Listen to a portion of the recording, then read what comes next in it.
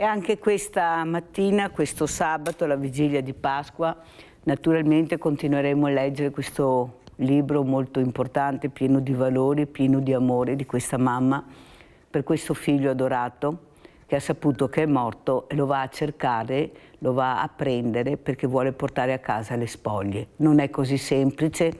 È una donna che non si era mai mossa di casa, perciò non aveva preso nessun mezzo, non conosce lingue, non conosce niente, ma questo amore per il figlio è talmente grande che la fa superare qualsiasi barriera.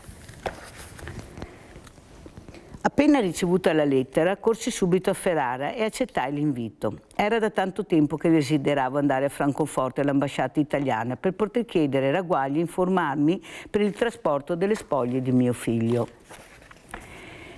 Partì qualche settimana dopo e al mio arrivo a Francoforte erano già in stazione ad attendermi un signore e due signori con un mazzo di garofani da portare sulla tomba del mio caro.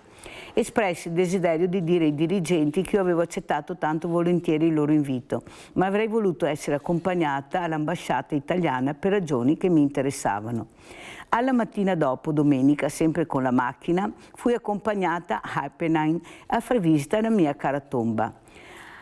Trovai la signora Lori che mi accompagnò all'ambasciata spiegando il motivo della mia visita. Mi presentai con molta riverenza dicendo il mio nome e il signore che mi ricevette si presentò dicendo di essere il colonnello Giuseppe Denari, capo della delegazione italiana onoranze caduti per la Germania e l'Austria. Rimasi impacciata sapendo di essere di fronte a una persona così importante e me ne stavo in piedi davanti alla sua scrivania in segno di rispetto. Ma egli mi fece sedere dicendomi che era lui a dovermi rispetto, dato che ero la madre di un caduto. Vedendomi tanto rattristata e delusa per questo caso, la sua bontà d'animo e la sua compassione lo scossero a tal punto che mi promise di interessarsi di tutta la faccenda. Signora, mi disse, lei stia tranquilla e vedrà che farò di tutto per accontentarla. Io piangendo non finivo di ringraziare, mantenne ciò che aveva promesso. Dopo qualche settimana mi arrivò la comunicazione che erano pronti per riesumare mio figlio. Sono partita con la sensazione che quello sarebbe stato l'ultimo viaggio in quel paese che aveva ospitato i resti mortali di Anadage e dove avevo trovato tante persone affettuose. Questa è la storia di questa incredibile mamma, ma io oggi voglio ricordare tutte le altre mamme che anche in questo momento, come tutte le mattine, racconto, stanno cercando le spoglie dei loro figli, dei loro mariti, dei loro cari. 77 guerre, pensate nel mondo, pensate quante donne, quanti genitori stanno soffrendo. Vedere questi ragazzi che partono e magari non li rivedono più. Io sono convinta che c'è uno strazio che voi non potete neanche immaginare, ragazzi sani, forti, che non sanno neanche cosa sta succedendo, che vanno su questi fronti con queste armi micidiali, perché una volta c'erano armi, adesso a schiacciare un bottone, paf! Salta tutto. Ne parleremo questa mattina invece con due volontari che stanno cercando anche loro di dare un segnale di pace, ma anche un segnale che veramente di aiuto alla comunità. Sto parlando di Marina Bozzo, Presidente Volontari del Soccorso, grazie Marina di essere qui, e saluto anche Mario Tottolo che è un volontario del Soccorso.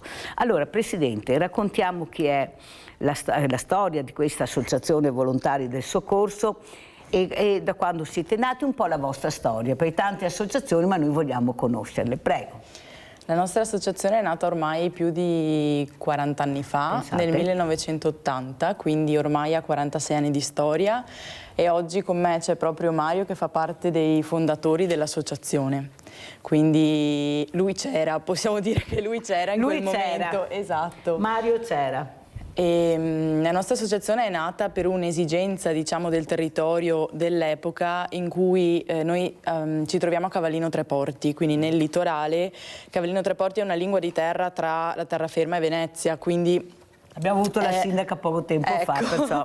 Quindi è in una posizione comunque difficile da un punto di vista logistico e all'epoca i residenti, gli utenti aspettavano molto tempo l'ambulanza, parliamo ancora di periodi in cui il 118 ancora non c'era sul territorio, non esisteva e aspettavano l'ambulanza per un po' di tempo perché arrivava dal vicino ospedale di Jesolo.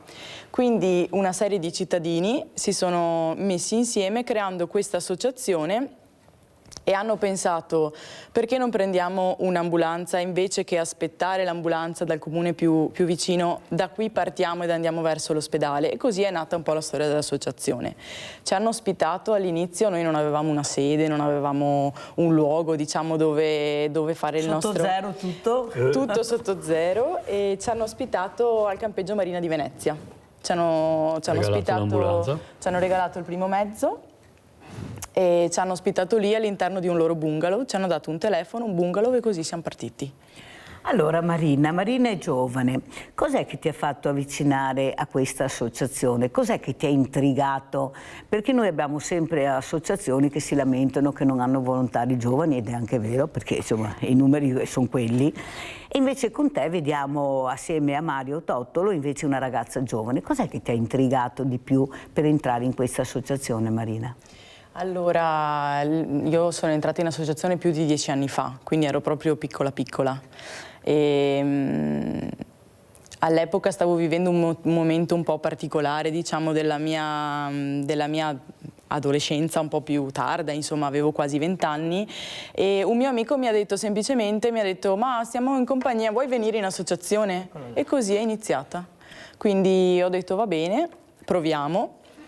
Peraltro io ero una persona che non aveva, diciamo, facevo un po' fatica, diciamo, a trovarmi in situazioni in cui magari le persone si sentivano male, sono una persona molto sensibile, quindi avevo anche dei timori, però poi queste cose con il gruppo, con l'aiuto, con le persone, quando si fa qualcosa insieme per gli altri, ci si aiuta anche a vicenda, e quindi con l'aiuto un po' di tutti sono riuscita anche a superare qualche paura. Poi Cos'è piano che piano... hai visto all'interno di questa associazione? Cioè la cosa che ti ha colpito di più? I giovani, i diversamente giovani, l'impegno che ci mettono, voler anche tu lasciare una traccia, dare una traccia per la comunità? La cosa che mi ha colpito di più è la buona volontà di fare bene. La buona volontà di fare bene, le persone comunque si impegnano, studiano, cioè vengono formate, quindi l'associazione si è evoluta nel tempo, non è un'attività che le associazioni oggi possono fare in maniera improvvisata, però la cosa importante è il voler far bene, il voler fare per il proprio territorio, per il litorale, perché poi noi operiamo non solo per il litorale di Cavallino Treporti, ma anche per il vicino litorale di Jesolo. Io peraltro sono iesolana di nascita, quindi... operiamo proprio in tutto il litorale, e per cui, diciamo, la cosa che mi ha colpito proprio di più è la volontà di fare, di metterci proprio le mani, di toccare con mano e di fare bene.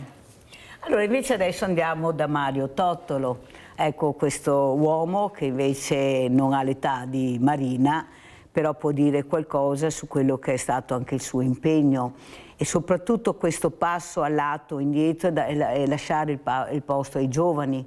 Marina è presidente, perciò avete capito l'importanza anche di dare spazio, di lasciarli anche loro fare, dire e forse anche provare qualcosa di diverso. Io sono dell'idea, Mario, che con Mario eravamo a scuola assieme, pensate, me l'ha detto lui, non lo sapevo, di lasciare anche quel segno in più che ai giovani, nel senso i nuovi strumenti, ad esempio, che loro sanno adoperare benissimo, mentre io vedo diversamente giovani diventa un problema, bisogna essere un po' portati, sennò hai voglia di imparare, e soprattutto capire che tu puoi insegnare, ecco, tu puoi accompagnare in questo percorso anche impegnativo, perché stiamo parlando di una grande professionalità, non è che stiamo parlando di una cosa da poco. Allora, Mario Tottolo, la tua storia invece? La mia storia è cominciata quando mia moglie, che aveva un negozio di fiori, è venuta a casa e mi ha detto c'è un bambino per terra, è 2 ore che è per terra, e il medico condotto era arrabbiatissimo perché non c'era un'ambulanza. Questo dove? A Jesolo allora? Sempre a Cavallino. Cassaio. Io venendo da qua, perché sono nativo da San Biagio, ho pensato subito a cosa fare. Ho sentito il medico che era presente, ci ha ospitato a casa sua, e piano piano con un po' di gente del posto abbiamo iniziato a informarci, Croce Rossa, Croce Verde di Padova, che erano già esistenti, e poi abbiamo trovato il campeggio Marina che ci ha ospitato all'inizio su una roulotte e ci ha dato sta macchina faceva 3 con litro. E così siamo partiti, eravamo tutti allo sbaraglio perché avevamo il grembiulino bianco e siamo partiti. Ti emoziona ancora questi ricordi? Ti emozionano? Sì. Ti emozionano, vero Mario? Sì. C'erano, forse adesso c'è più spirito di... Vediamo anche una foto che il nostro bravo regista Andrea Questo Basso è riuscito a recuperare. È il direttivo attuale. Ecco, guardate. Mario, un'altra cosa importante da capire, come vedi i giovani di adesso? Perché io li difendo sempre tutte le mattine, sarà che io ne vedo anche di bravi, non vi dico ieri alla Loggia dei Cavalieri che abbiamo preparato questa mostra bellissima, Io ci sono, di questi ragazzi diversamente agili, Marina. Beh, voi dovreste, perché noi li abbiamo ripresi poco, questi ragazzi curiosi di capire cosa facevamo, chi erano queste foto, cosa rappresentavano. Io li guardavo, erano uno più bello dell'altro, ma è possibile che riusciamo sempre a vedere i messaggi negativi? Poi ho visto passare in Maranza 10-12, tutti vestiti di nero, tutti tosti. Io li ho guardati, mi facevo una tenerezza, ho detto guarda, i super uomini, i superman che stanno passando, che pensano di avere il mondo in mano. Come li vedi tu, Mario, questi ragazzi? Io vedo come te, vedo una fascia di ragazzi che si impegnano, sono bravi, lavorano, e una fascia di gente, di ragazzi che non hanno voglia di fare niente. Secondo me un po' anche della società, la colpa è anche un po' dei genitori, secondo me. Un po' tanta. Un po' tanta, e cosa vuoi fare? Così andiamo avanti. Bisogna, secondo me, che i genitori tornino a fare i genitori. Sentiamo Rinaldo da Venezia, vai Rinaldo. Ciao Mirella. Ciao. E buongiorno ai tuoi ospiti. Buongiorno. Innanzitutto venivo a questi due signori del Cavallini, dei Tre Porti, 10 anni fa. Ero da Zanea che mangiavo, va bene, da Zanea che si sapeva bene. E un nostro amico aveva avuto un infarto e gli veniva proprio un'ambulanza a togliere e gli ha salvato la vita. Ed erano 3 volontari. Lì a Tre Porti, conosco tutti, perché ero a Rialto in mercato. Era tutti 8 anni, gli veniva tutti a Rialto. I figli del Cavallini Tre Porti, a parte che è un paese che è meraviglioso, perché è ciclabile che aveva fatto e ha fatto una roba bellissima. E dopo è gente da cuore, perché è un paese che ha sempre lavorato tanto per i campi, per le terre, e bisogna cavare il cappello davanti a questi signori, perché dei Tre Porti e Cavallini gli ha fatto un'isola dorata, neanche ieri non so come Cavallini. Già più umanità, insomma parlo così perché venivo 60 anni fa al Cavallini. Complimenti perché gli avete fatto, poi adesso che gli avete le possibilità, queste robe che faceva, che ste Dio e gente malata, ancora di più. Cara Mirella, adesso voglio dire una roba, se voi fate beneficenza a gratis, ricordatevi a Mirella, perché se va bene a Mirella fino in ultima, vedremo dove che va a finire i soldi che ancora è Mirella. E va a finire per aiutare la povera gente, ma non serve a niente. Basta che ti vadi in questa trasmissione e ti vedi dove va a finire, rana. Non c'è che campare in aria che va spesi malamente. Bisogna che utili aiutare i poveri.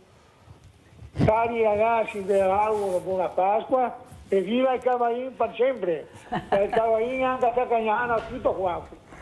Ciao, Caro Rinaldo, grazie, buona Pasqua anche a te e a tutta la tua famiglia, veramente. Auguri. Poi la farò alla fine anche a tutta questa grande famiglia che abbiamo creato con Sveglia Veneti, perché sono il mio supporto. Io dico sempre, io sarò il motore, ma loro sono la benzina. E puoi avere la più bella macchina, il più bel motore, ma se non ti metti dentro a benzina non si va da nessuna parte, vero Presidente? Un'altra cosa importante, qual è l'obiettivo che volete raggiungere? Perché siete qui oggi? Prego. La nostra associazione, appunto, come dicevamo prima, si è sviluppata nel tempo e si è strutturata sempre di più.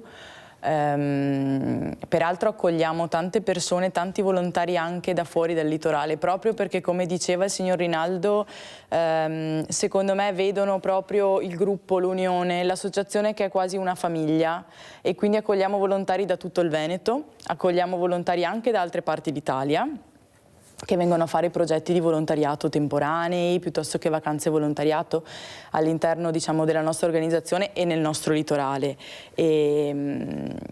Ci siamo resi conto nel tempo poi che la struttura che oggi ci ospita, per la quale ringraziamo sempre il Comune di Cavallino perché siamo ospitati proprio dal Comune. Vediamo anche se riusciamo a trovare le immagini di Cavallino Treporti che avevamo proprio la scorsa settimana col sindaco, che così vediamo anche questo posto bellissimo. Prego. E quindi la struttura che ci ospita ad oggi non è più adeguata rispetto a quelle che sono le esigenze dell'associazione, dell'organizzazione e soprattutto del numero di persone che siamo diventati, perché siamo più di 115 volontari.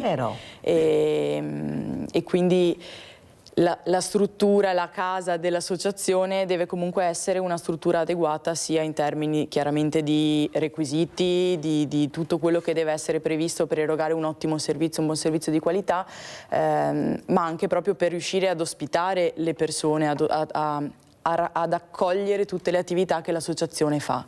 E quindi il nostro grande obiettivo, perché è un grandissimo obiettivo, è quello di andare e stiamo in questo momento raggiungendo le fasi di progettazione, diciamo, finale, quello di realizzare un nuovo fabbricato, una nuova casa che andrà ad ospitare le attività dell'associazione, quindi le attività a favore, diciamo, a supporto di tutti i nostri utenti, da un punto di vista sanitario e sociosanitario, le attività formative, le attività di divulgazione alla popolazione della cultura del soccorso e tutto quello, diciamo, che facciamo nel corso dell'anno sostanzialmente.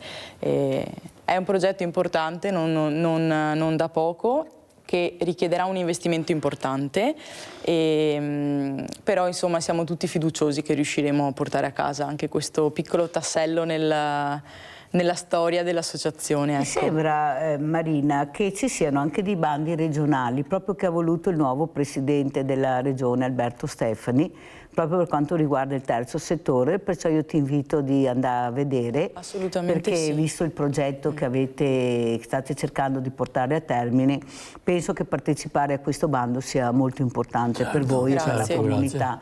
Perciò andate nel sito della regione, andate a vedere, non so se sono già in funzione, comunque informatevi perché ci sono questi bandi che stanno partendo.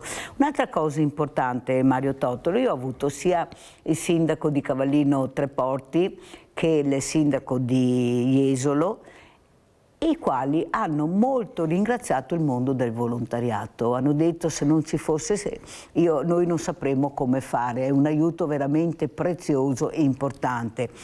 Però è facile dirlo a parola, bisogna anche iniziare a supportare questo mondo del volontariato. Io capisco che i sindaci sono sempre con le spalle al muro perché hanno quelli che hanno più incombenze di tutti e hanno meno risorse di tutti, però io sono convinta che volendo loro possono trovare delle risorse. Ieri avevo ad esempio il presidente degli imprenditori del Friuli, quale ha detto molto chiaro che l'investimento lo devono fare tutti assieme.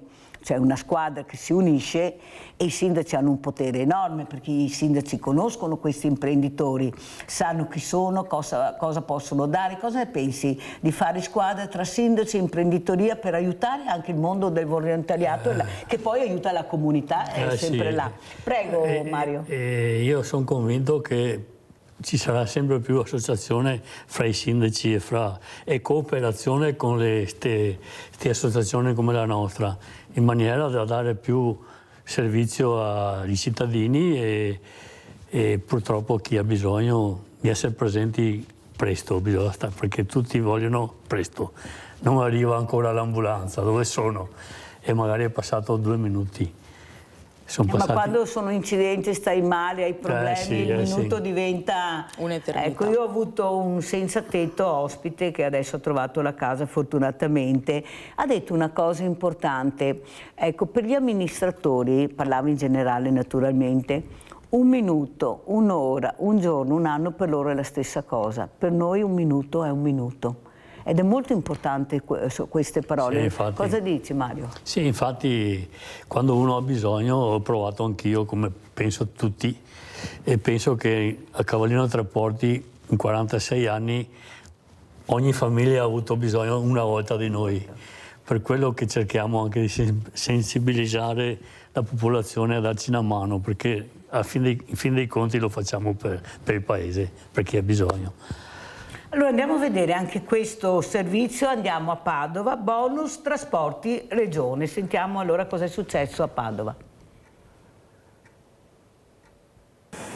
Dal 20 giugno prossimo anche i pendolari che usano il treno potranno richiedere i contributi per l'acquisto di abbonamenti annuali con origine o destinazione nei comuni capoluogo della regione.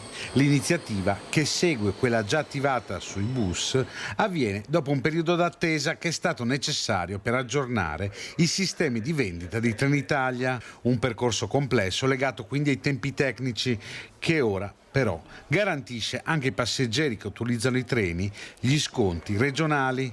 L'assessore all'ambiente, Elisa Venturini, garantisce che sono già in cantiere iniziative per avvantaggiare questi pendolari nei prossimi bandi. Parliamo di trasporto pubblico, dal 20 giugno sarà attivo il bonus regionali per chi viaggia in treno. Questa è una misura per incentivare la mobilità sostenibile e per migliorare la qualità dell'aria. Abbiamo atteso i tempi di Trenitalia per l'adeguamento della piattaforma di vendita e questo ha comportato un ritardo rispetto a chi usufruisce del servizio su gomma. Stiamo pensando per il futuro di poter individuare delle soluzioni per poter compensare questo gap. Allora Marina, quanto importante è il trasporto ed avere anche delle infrastrutture che ti permettono di arrivare presto? Qui abbiamo sentito sia dal sindaco di Cavallino Tre Porti che dal sindaco di Jesolo questo tappo che c'è sempre, questo buco nero che abbiamo sulla circonvallazione, che devono fare questa strada, questo congiungimento, però se ne parla, ma è molto difficile. Invece è importante puntare sulle infrastrutture, perché veramente l'infrastruttura, se è veloce, arrivi veloce, il soccorso arriva prima. Quanto importante è? Tu sei giovane, perciò capisci l'importanza anche di accelerare in certe situazioni.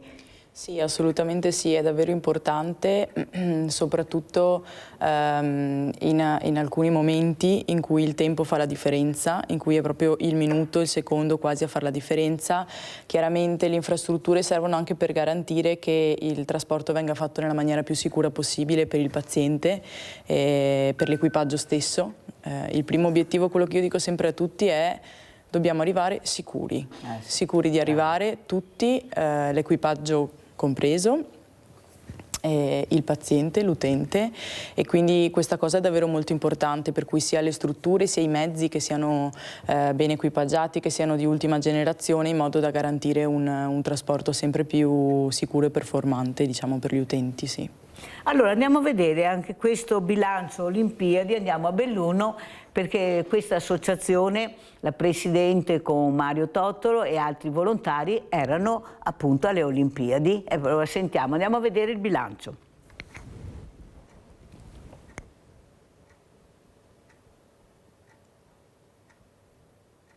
Domenica sera, vista sull'Arena di Verona dall'alto, uno scrigno di storia passata pronto ad accogliere il fil rouge che si dipana sin dai primi minuti, che lo trasforma in stadio olimpico, il più antico del mondo ad ospitare l'Olimpiade moderna.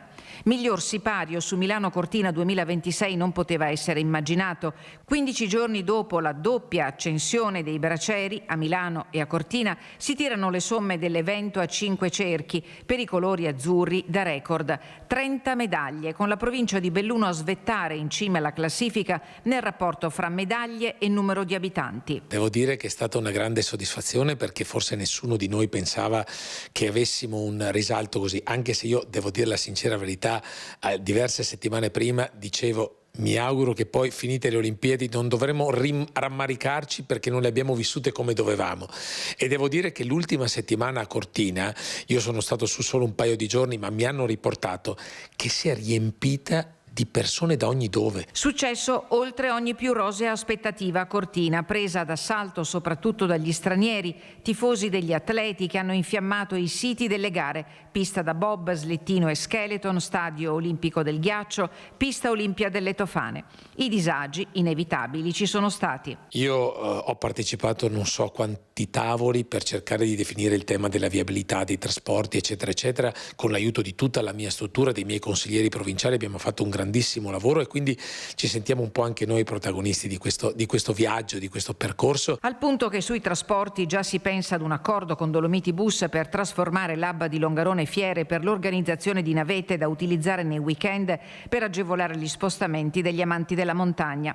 Ma l'Olimpiade non è ancora finita. Tra pochi giorni la provincia di Belluno sarà di nuovo protagonista delle Paralimpiadi invernali. Anche questo sarà un grandissimo momento, ci sarà la cerimonia inaugurale proprio a Verona e poi ci sarà quella di chiusura il 15 di marzo a Cortina. E devo dire che sarà molto più forte, con la speranza che i nostri atleti, René De Silvestro sarà sicuramente uno dei nostri atleti di punta e fra l'altro portabandiera, quindi noi dovremo essere lì a spingerli ed aiutarli, perché poi le emozioni che abbiamo visto nei volti di chi ha vinto le gare, la delusione di chi non ce l'ha fatta, non ha vinto le medaglie, anche questa rimane un po' scolpita nelle nostre menti, nei nostri cuori. Allora, Mario Tottolo, io avrei piacere anche che prossimamente dicessero le entrate e le uscite, facessero anche un bilancio, perché è molto importante, sono stati spesi anche soldi pubblici, abbiamo tutti il diritto di sapere. Come le hai vissute tu queste Olimpiadi? Ecco, tu che eri nel pezzo assieme a Marina, cosa ci racconti? Come le hai viste? Io, per dirti la verità, non c'ero proprio fisicamente. Secondo me tutte queste presenze non c'erano, perché sì, c'era tanta confusione, secondo me. Poi bisogna appunto vedere i risultati come sono andati, per capire fino in fondo se sono stati utili o no. Certamente per gli abitanti là forse sono stati utili, per gli alberghi, per far girare l'economia, insomma, ecco. Marina, tu hai detto eravamo là, come eravate allora là, che non ho capito? Mario non c'era fisicamente, no. Tu c'eri fisicamente? Sì, allora insieme ad ANPAS regionale di cui facciamo parte e le Croci Rosse, in collaborazione comunque con tutte le strutture, le istituzioni, diciamo, sanitarie della regione e del territorio, abbiamo partecipato all'assistenza sanitaria delle Olimpiadi e delle Paralimpiadi. I nostri volontari quindi hanno fatto delle trasferte in montagna, quindi in un luogo che per loro era sicuramente per tutti noi un po' più difficile, un po' più, diciamo, un terreno inesplorato, quindi abbiamo anche proceduto a fare una formazione iniziale chiaramente dedicata prima di partire. E l'impegno è stato tanto, ci sono mossi tantissimi professionisti delle aziende sanitarie, quindi infermieri, medici, più tantissimi volontari che hanno garantito durante le giornate di gara nei diversi territori delle competizioni l'assistenza sanitaria, quindi la macchina sanitaria è stata veramente, veramente complessa. Per noi è stato importante farne parte perché ci ha dato la possibilità di imparare cose nuove, di stare e vivere in un contesto diverso dal nostro. Noi siamo abituati alle spiagge e quindi il contesto della montagna è sicuramente un contesto diverso, da cui abbiamo imparato molto e ci ha anche permesso di vivere insieme una bella esperienza. Allora, tu che c'eri, le parole di Mario Tottolo, le condividi? Secondo te non è vero quello che facevano vedere? Ecco, la realtà dei numeri, come l'hai vista tu? Allora, noi chiaramente vedevamo un pezzo di quello che ovviamente è la macchina più complessa di gestione delle Olimpiadi e delle Paralimpiadi, che secondo il mio punto di vista è stata una macchina immensa e straordinaria, cioè immensamente grande, perché gestire tutti questi numeri di persone, di presenze, di ingressi e uscite, anche di persone che magari c'è chi effettivamente si è fermato magari una settimana, 10 giorni, ma c'è chi anche si è fermato 2 ore, è andato a vedere una competizione sola, eccetera. Quindi secondo me l'organizzazione è stata sicuramente molto impegnativa e molte persone hanno partecipato, aderito anche proprio come spettatori alle Olimpiadi e alle Paralimpiadi, quindi sì, è stato un evento importante per la nostra regione. Ecco, il soccorso fatto dai volontari, molti volontari, che ha permesso a queste Olimpiadi di lasciare una traccia incredibile di organizzazione. Questo è merito del mondo del volontariato, bisogna dare adito, perché lo hanno detto anche loro, se non ci fossero state queste associazioni di volontariato che accoglievano, che accompagnavano, in tutte le situazioni forse non sarebbero terminate così bene, nonostante i tanti soldi che si sono spesi e poi vedremo cosa ci racconteranno.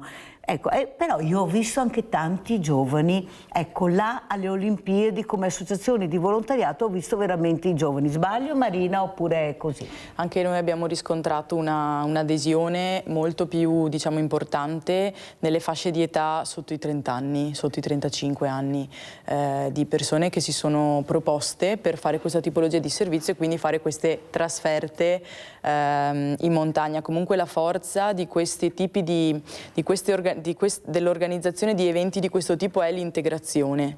La forza è l'integrazione tra associazioni, l'integrazione delle associazioni con le istituzioni, perché è il mettersi insieme che fa un risultato sicuro, cioè che porta ad un risultato più bello, migliore, più organizzato, anche in termini numerici di persone che possono effettivamente dare la propria disponibilità a partecipare ad eventi di questo tipo qua. Allora andiamo a vedere anche questa giornata internazionale montagna e vedremo anche cosa succederà e cosa ci raccontano.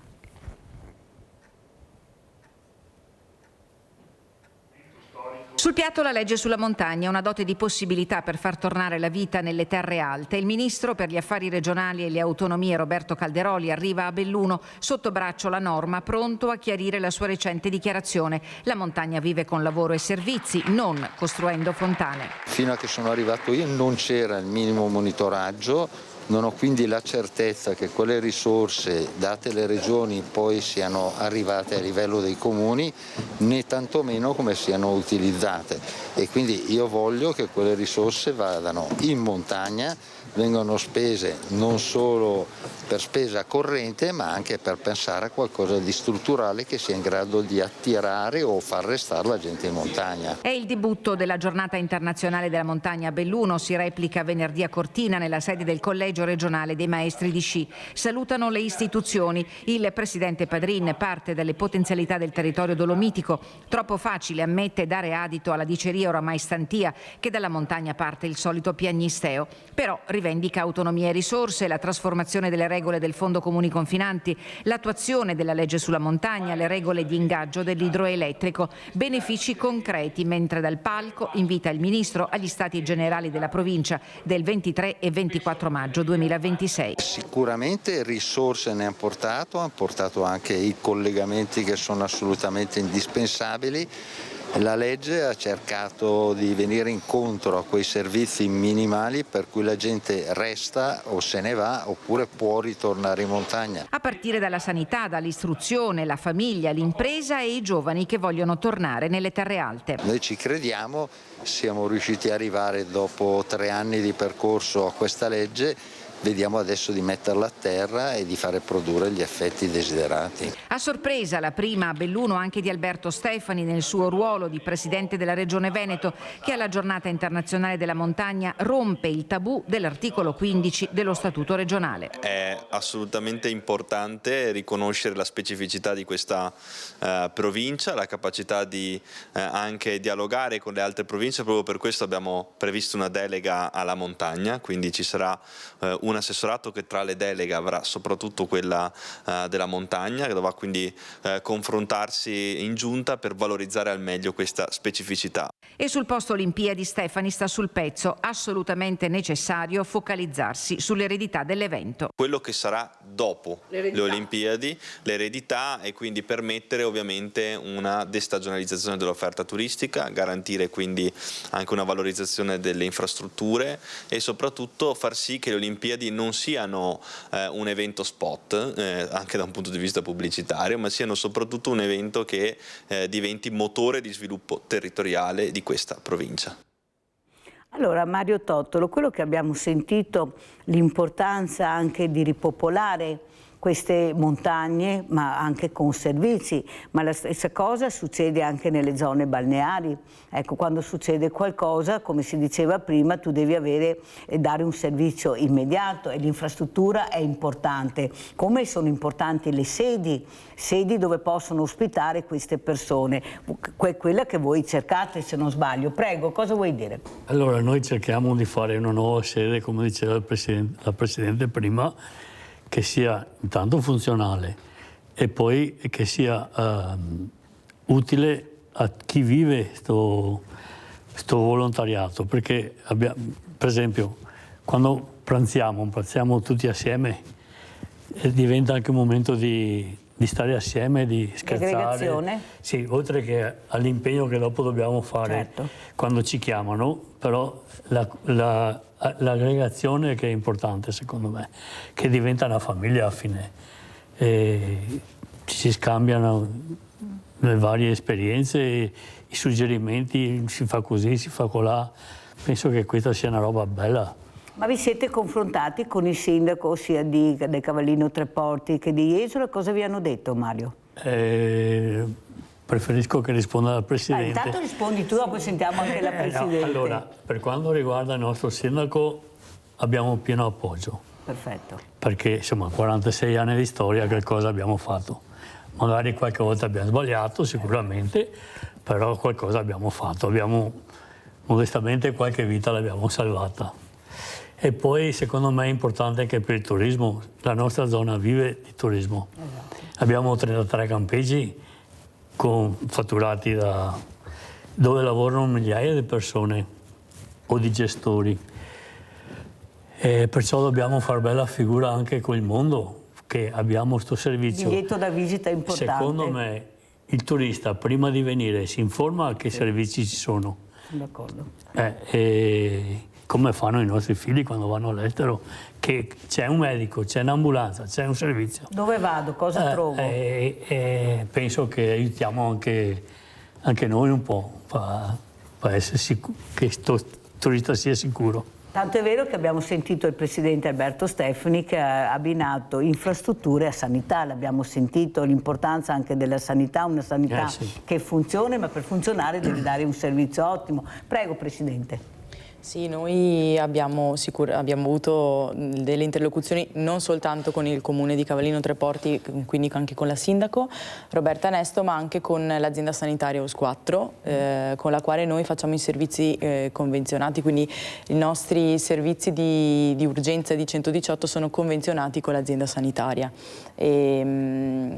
Entrambi si sono dimostrati molto disponibili nei nostri confronti, peraltro la nostra sede si strutturerà all'interno di una più complessiva area sanitaria proprio che si sta sviluppando in questo momento qui all'interno del comune, precisamente nella zona di Cassavio. All'interno di quest'area ci sarà una palazzina dell'azienda sanitaria dedicata al punto di primo intervento, dedicata a una serie di altri servizi, quindi la casa di comunità. Cioè c'è già un progetto, diciamo, che avete... C'è un progetto, questo progetto qui appunto è dell'azienda sanitaria ed è in fase peraltro di chiusura, e la nostra sede si ergerà proprio nelle vicinanze, a fianco, proprio per il concetto che dicevamo prima, il concetto di integrazione, di supporto reciproco, perché la forza fa la differenza, e quindi la nostra sede sarà vicina al punto di primo intervento, che comunque continueremo a gestire noi, sempre in convenzione, e il terreno su cui si ergerà la nostra sede è un terreno del comune, quindi il comune ci darà la concessione in uso proprio del terreno per poter realizzare questa struttura, che dovremo sicuramente realizzare con le nostre forze. Sarà una struttura di circa 450 metri quadri su 2 piani, al piano terra una struttura importante, al piano terra ci sarà un'autorimessa per il ricovero dei mezzi, in modo che possano comunque essere diciamo, tutelati da intemperie, da situazioni di criticità, in modo che si possano ben mantenere per fare i nostri servizi. Al piano terra ci saranno anche tutta una serie di altri servizi ad uso dei volontari, delle persone, quindi gli spogliatoi, i magazzini, la farmacia dove contenere il materiale sanitario per appunto allestire i mezzi, eccetera.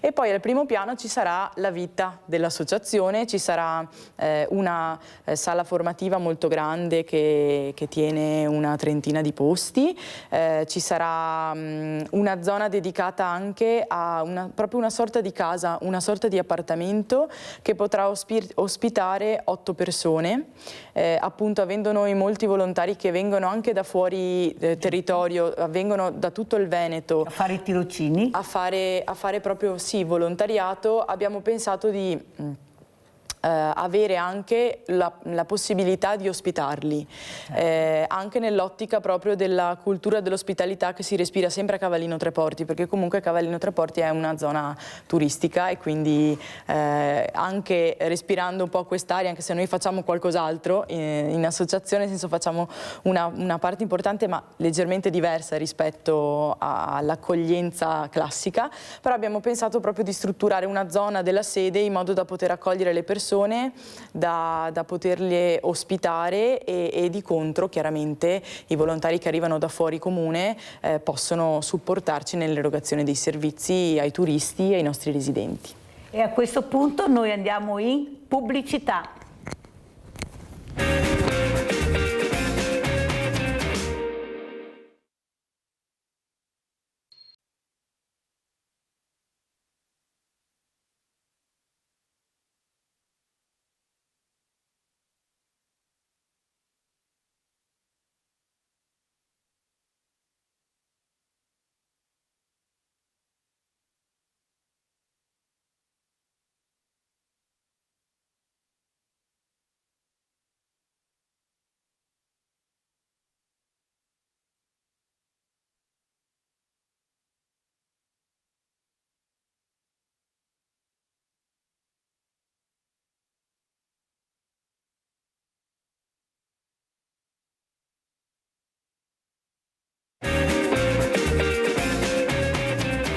E siamo con due ospiti graditissimi e siamo con Marina Bozzo, Presidente Volontari del Soccorso, assieme a Mario Tottolo, Volontari del Soccorso, perché è molto importante capire che veramente quando succede qualcosa questi volontari e questi soccorritori sono i primi ad arrivare, non c'è niente da fare.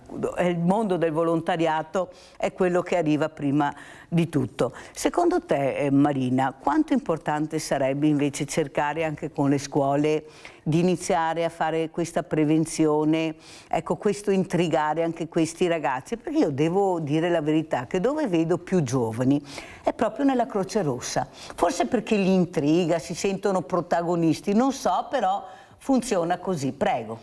È importantissimo essere presenti nelle scuole, noi addirittura partiamo proprio dai più piccolini, andiamo negli asili a far vedere il mezzo di soccorso, a coinvolgerli con dei giochi che possano comunque già instillare un po' di curiosità e anche e soprattutto di cultura poi del futuro cittadino che sono i bambini, i nostri bambini. E poi andiamo nelle scuole elementari, andiamo nelle scuole medie e facciamo anche tutta una serie di interventi nei centri estivi, per esempio. Allora ti fermo un secondo solo perché abbiamo una mamma, ed è mamma Raffaella in linea, perché questa mattina parte la conferenza stampa con la relativa mostra Io ci sono, di questi genitori, a proposito di questi ragazzi diversamente agili. Allora ce l'abbiamo in diretta, spero poi di sentire veramente l'importanza anche di quelli che frequentano. Allora Raffaella, cosa sta succedendo? Cosa ci racconti sotto la loggia dei Cavalieri in questo momento? Ciao Mirella, buongiorno a tutti. È un'emozione in particolare. Ci sono persone che camminano e che ci guardano una foto. È una cosa bellissima che emoziona tantissimo. Ci sono volti, ci sono sguardi e ci sono tanti sorrisi che vogliono che le persone che ci incontrano ci dicono ciao e ci salutano. Veramente tanta gente che sta passando e che si ferma e finalmente ci guarda e io ci sono.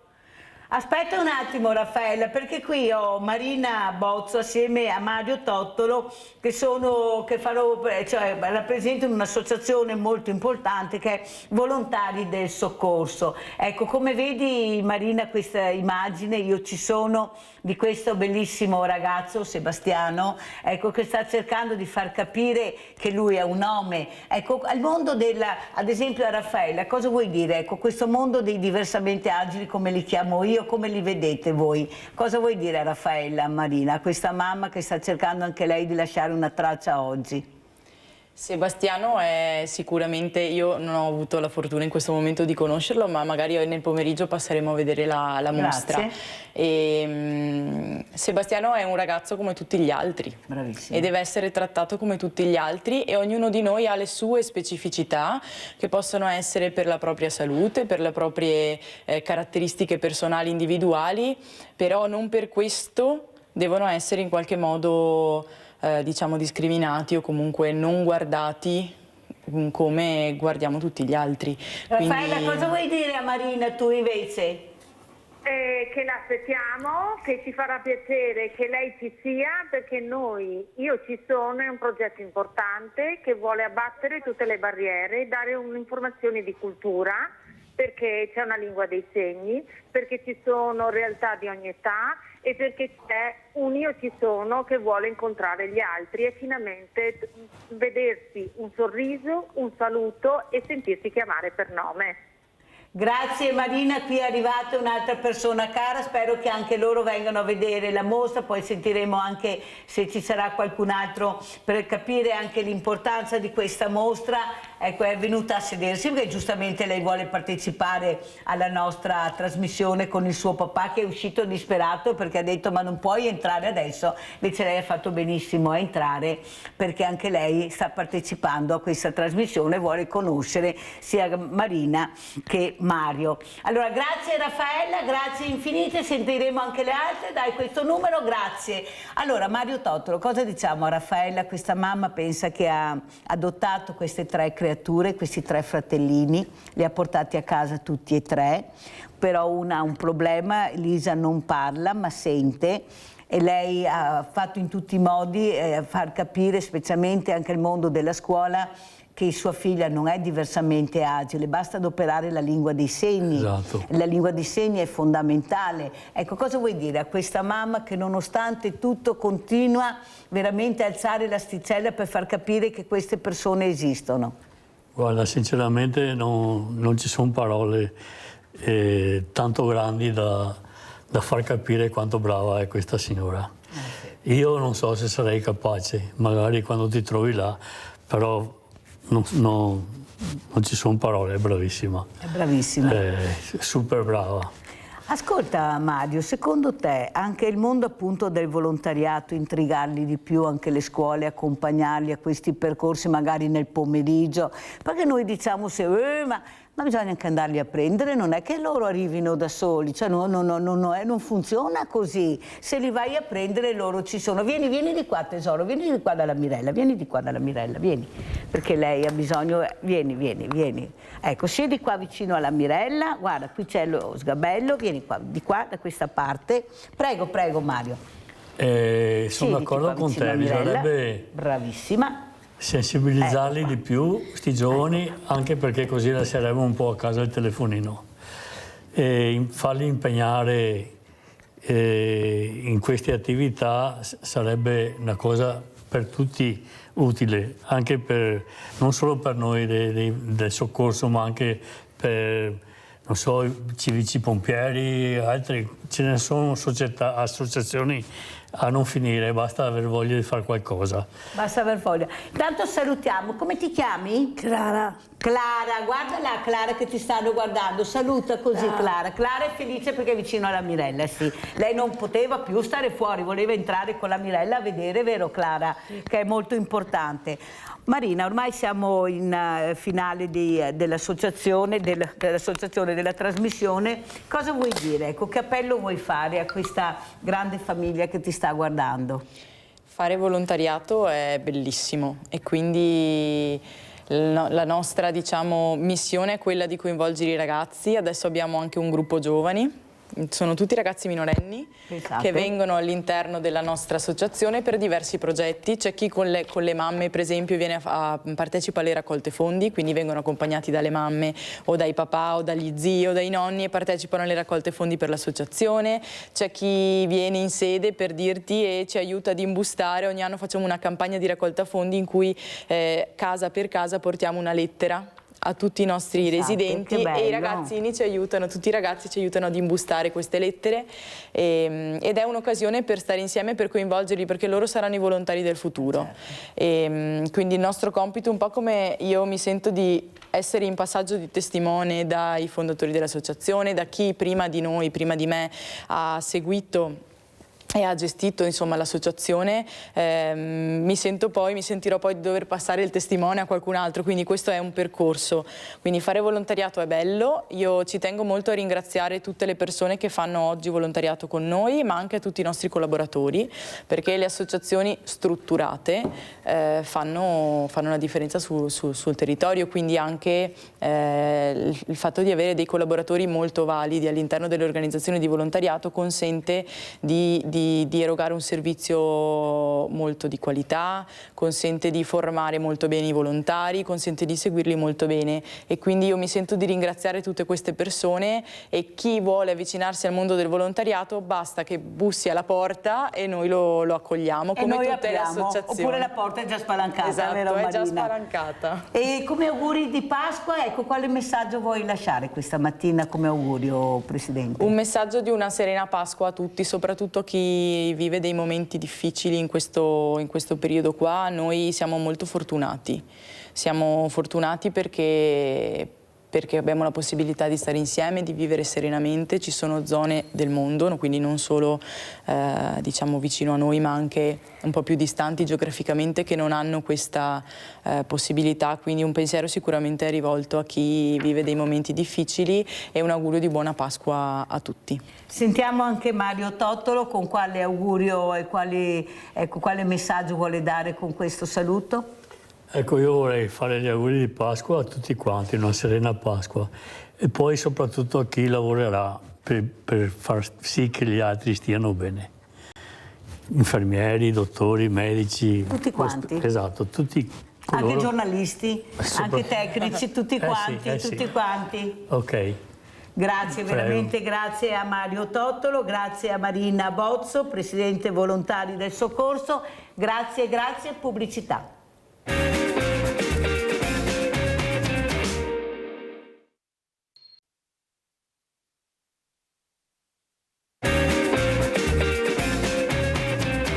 E siamo con due ospiti graditissimi, abbiamo in presenza Giorgio Taffarel, Presidente Associazione Volontari Antincendio, veramente importante per capire l'importanza anche in questo periodo. Adesso sta arrivando la primavera, poi l'estate, forse la siccità, la superficialità di qualcuno veramente non si rende conto di in quel momento dove si trova, cosa deve fare e cosa non deve fare. E saluto anche Toio De Savognani, cofondatore e già presidente del movimento Mountain Wilderness, che è molto importante, il futuro della montagna.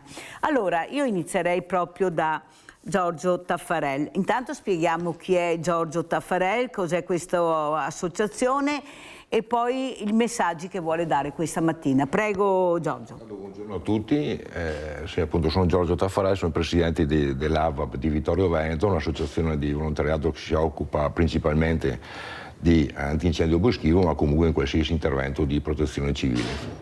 Infatti noi operiamo sia negli incendi boschivi appunto e in caso di terremoti, alluvioni o quant'altro, tutto quello che riguarda le emergenze. Siamo un gruppo di 45 volontari e niente, operiamo gratuitamente naturalmente e diamo il massimo di quello che possiamo, diciamo. Presidente, cos'è che ti preoccupa di più in questo momento con questi segnali ancora ecco, che culturalmente proprio non ci siamo, dobbiamo capire anche quando usciamo, quando andiamo a fare picnic, il comportamento, ecco, il lunedì è il lunedì della Pasquetta, tanti weekend, tanti picnic, però hanno dovuto fare dare delle imposizioni, delle regole, perché veramente la situazione era diventata un po' insostenibile e pericolosa. Prego. Sì, infatti con queste grigliate facili così. Esatto, bravissimo. Infatti proprio questa settimana la Regione Veneto ha dichiarato lo stato di grave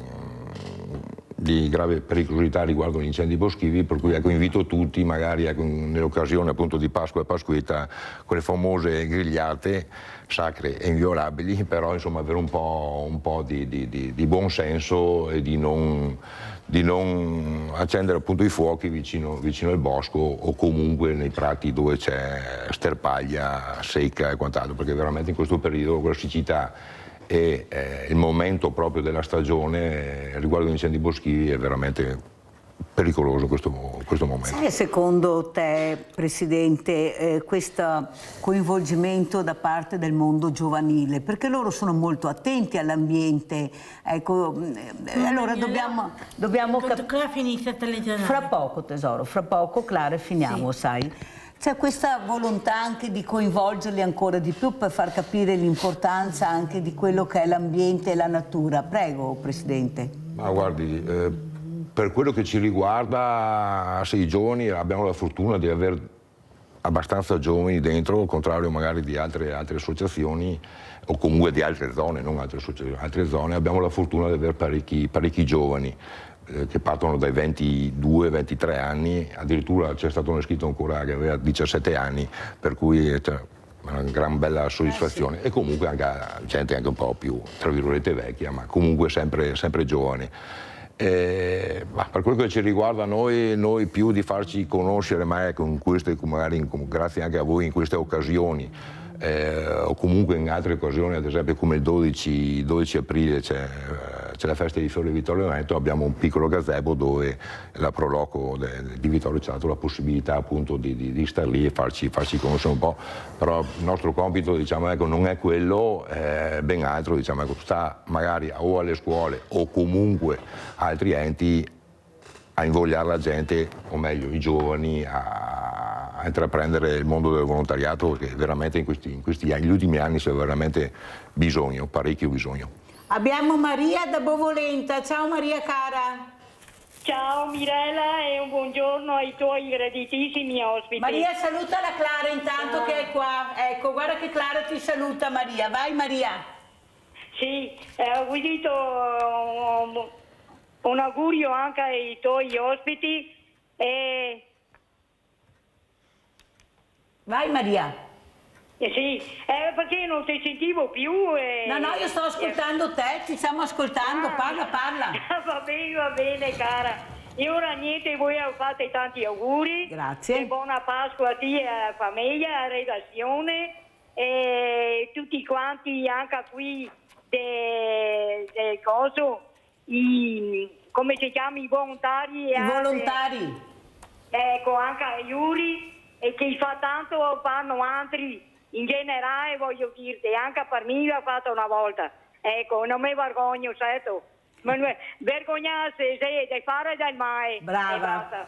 Ecco, e anche a tutti i telespettatori, faccio un augurio di buona Pasqua grandissima a tutti, soprattutto a te Mirella, e un abbraccio forte, auguri a tutti quanti, chissà che vada a finire sti casini che gli sei in giro, che non se ne poi più Mirella, ecco, va bene cara?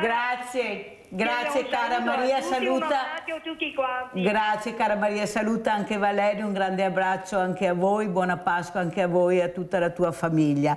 Allora, Toio De Sarvogliani, l'importanza, ecco, di capire, qui hai portato una locandina che adesso faccio vedere, semi di resistenza, germogli di futuro. Guardate che bella locandina, eccola qua.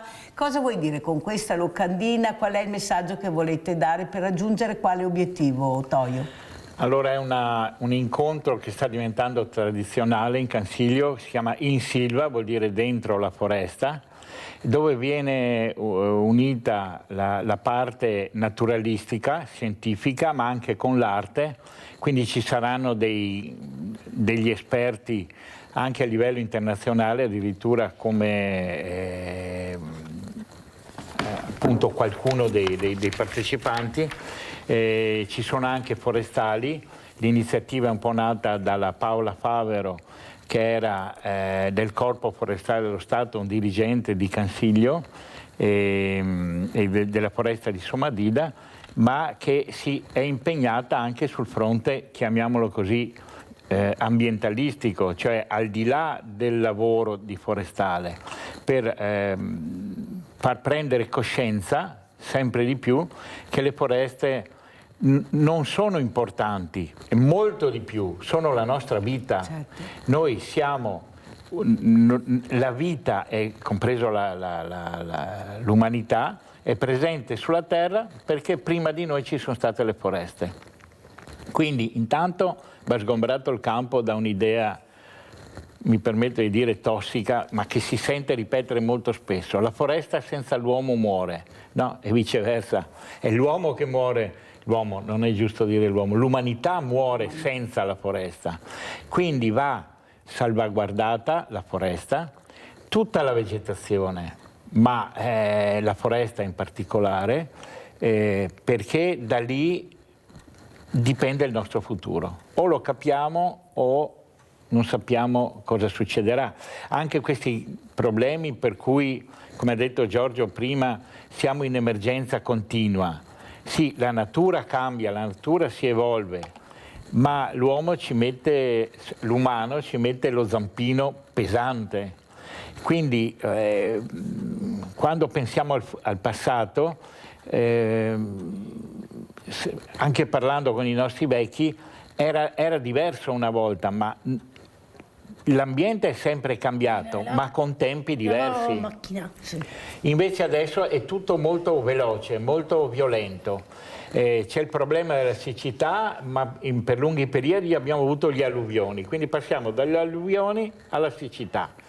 Perché sta mancando sempre di più la foresta, da quando è arrivato l'umano, diciamo, chiamiamolo, sì, da quando sono arrivati i primi uomini, metà delle foreste sono state tagliate e procediamo a decine di ettari al secondo a livello planetario, decine di ettari al secondo, quindi stiamo perdendo un patrimonio incredibile e quindi tutto si sta sfasando, quindi dagli alluvioni alla siccità. Quindi qualcuno ha coniato la famosa siccità piovosa, un termine che rende bene l'idea dell'incostanza, no? O non nevica o ci sono metri di nevicate e valanghe enormi, eccetera. Dobbiamo tornare indietro da questo punto di vista per riequilibrarci con l'ambiente. Allora andiamo proprio a Belluno, andiamo a vedere questa piantumazione alberi.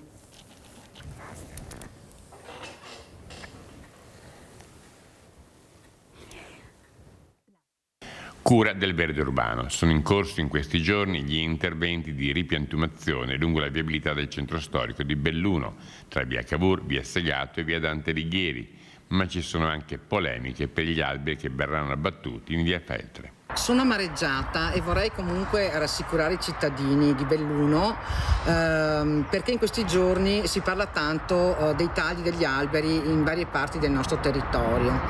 L'amministrazione è convinta di questi lavori anche perché sono lavori programmati, sono lavori che fanno parte di un più ampio programma, diciamo, di un più ampio progetto che riguarda tutto il verde della città. Secondo il rapporto Ecosistema Urbano di Legambiente e Ambiente Italia del 2024, la città italiana con più alberi è proprio Belluno. Ricordo appunto ai cittadini che nella nostra città ci sono più di 10.500 alberi, di cui 5.500 sono stati già censiti. In città ci sono molti tigli di tipo ibrido da sostituire e al loro posto si stanno mettendo a dimora tigli selvatici, specie autoctona più adatta al contesto urbano. Il tiglio selvatico infatti presenta un accrescimento più contenuto che consente di limitare i danni alle pavimentazioni, ai marciapiedi e alla viabilità, riducendo la necessità di frequenti e costosi interventi manutentivi. Vogliamo ribadire che dove gli alberi vengono tagliati saranno anche ripiantumati, come stiamo facendo in questi giorni in via Dante e in via Cavour. Quella in atto è un'ampia strategia di gestione del verde urbano. Negli ultimi mesi l'amministrazione comunale si è infatti dotata di un censimento del patrimonio arboreo che permette di pianificare in modo sempre più preciso e mirato le manutenzioni necessarie per conservare un patrimonio verde considerato come un vero e proprio tesoro, composto da migliaia di elementi distribuiti sul territorio urbano. L'importanza, Toio, far capire l'importanza della natura, ecco, la biodiversità, questa parola che abbiamo iniziato a capirne l'importanza da poco perché nessuno spiega mai niente, invece è una parola importantissima. Prego, Toio.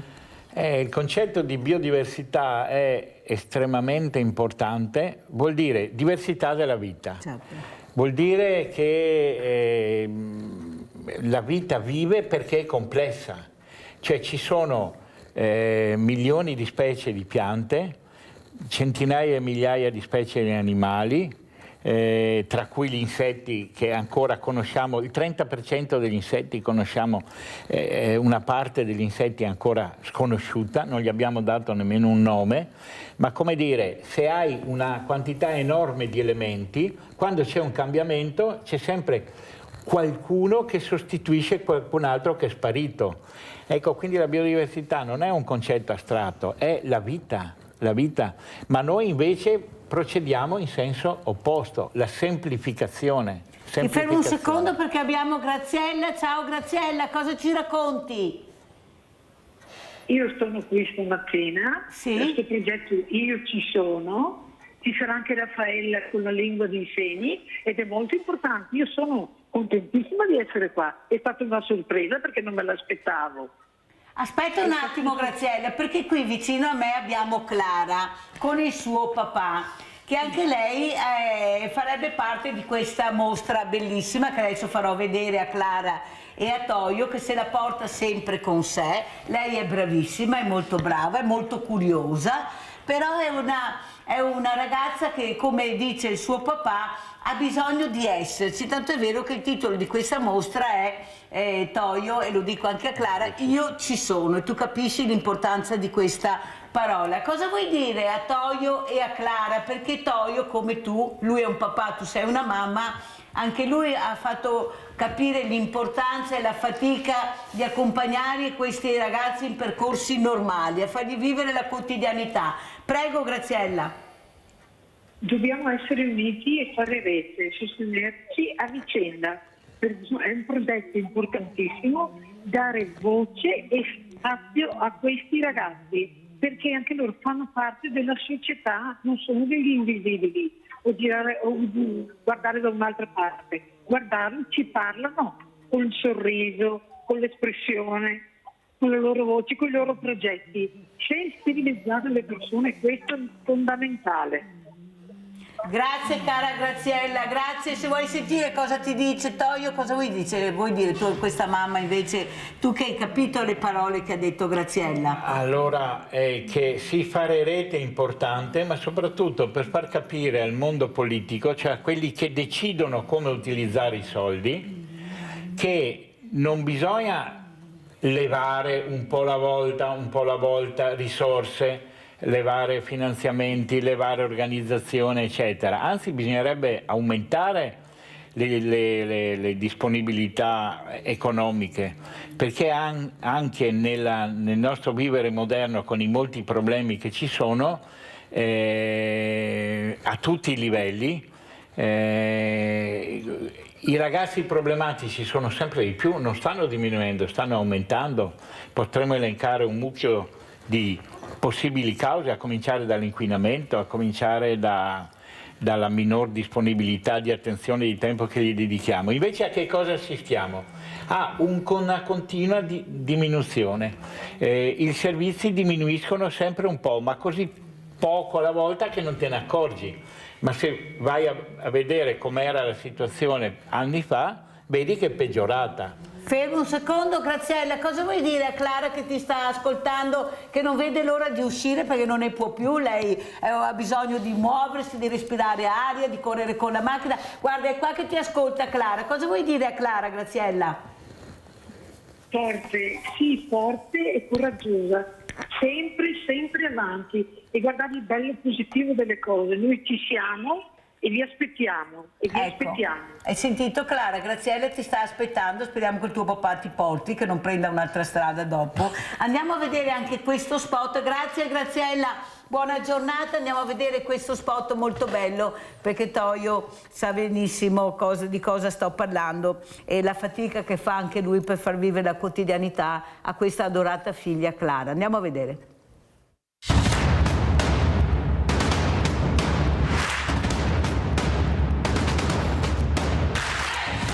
Ci sono. Mostra fotografica itinerante. A Treviso, Loggia dei Cavalieri, il 3 e 4 aprile.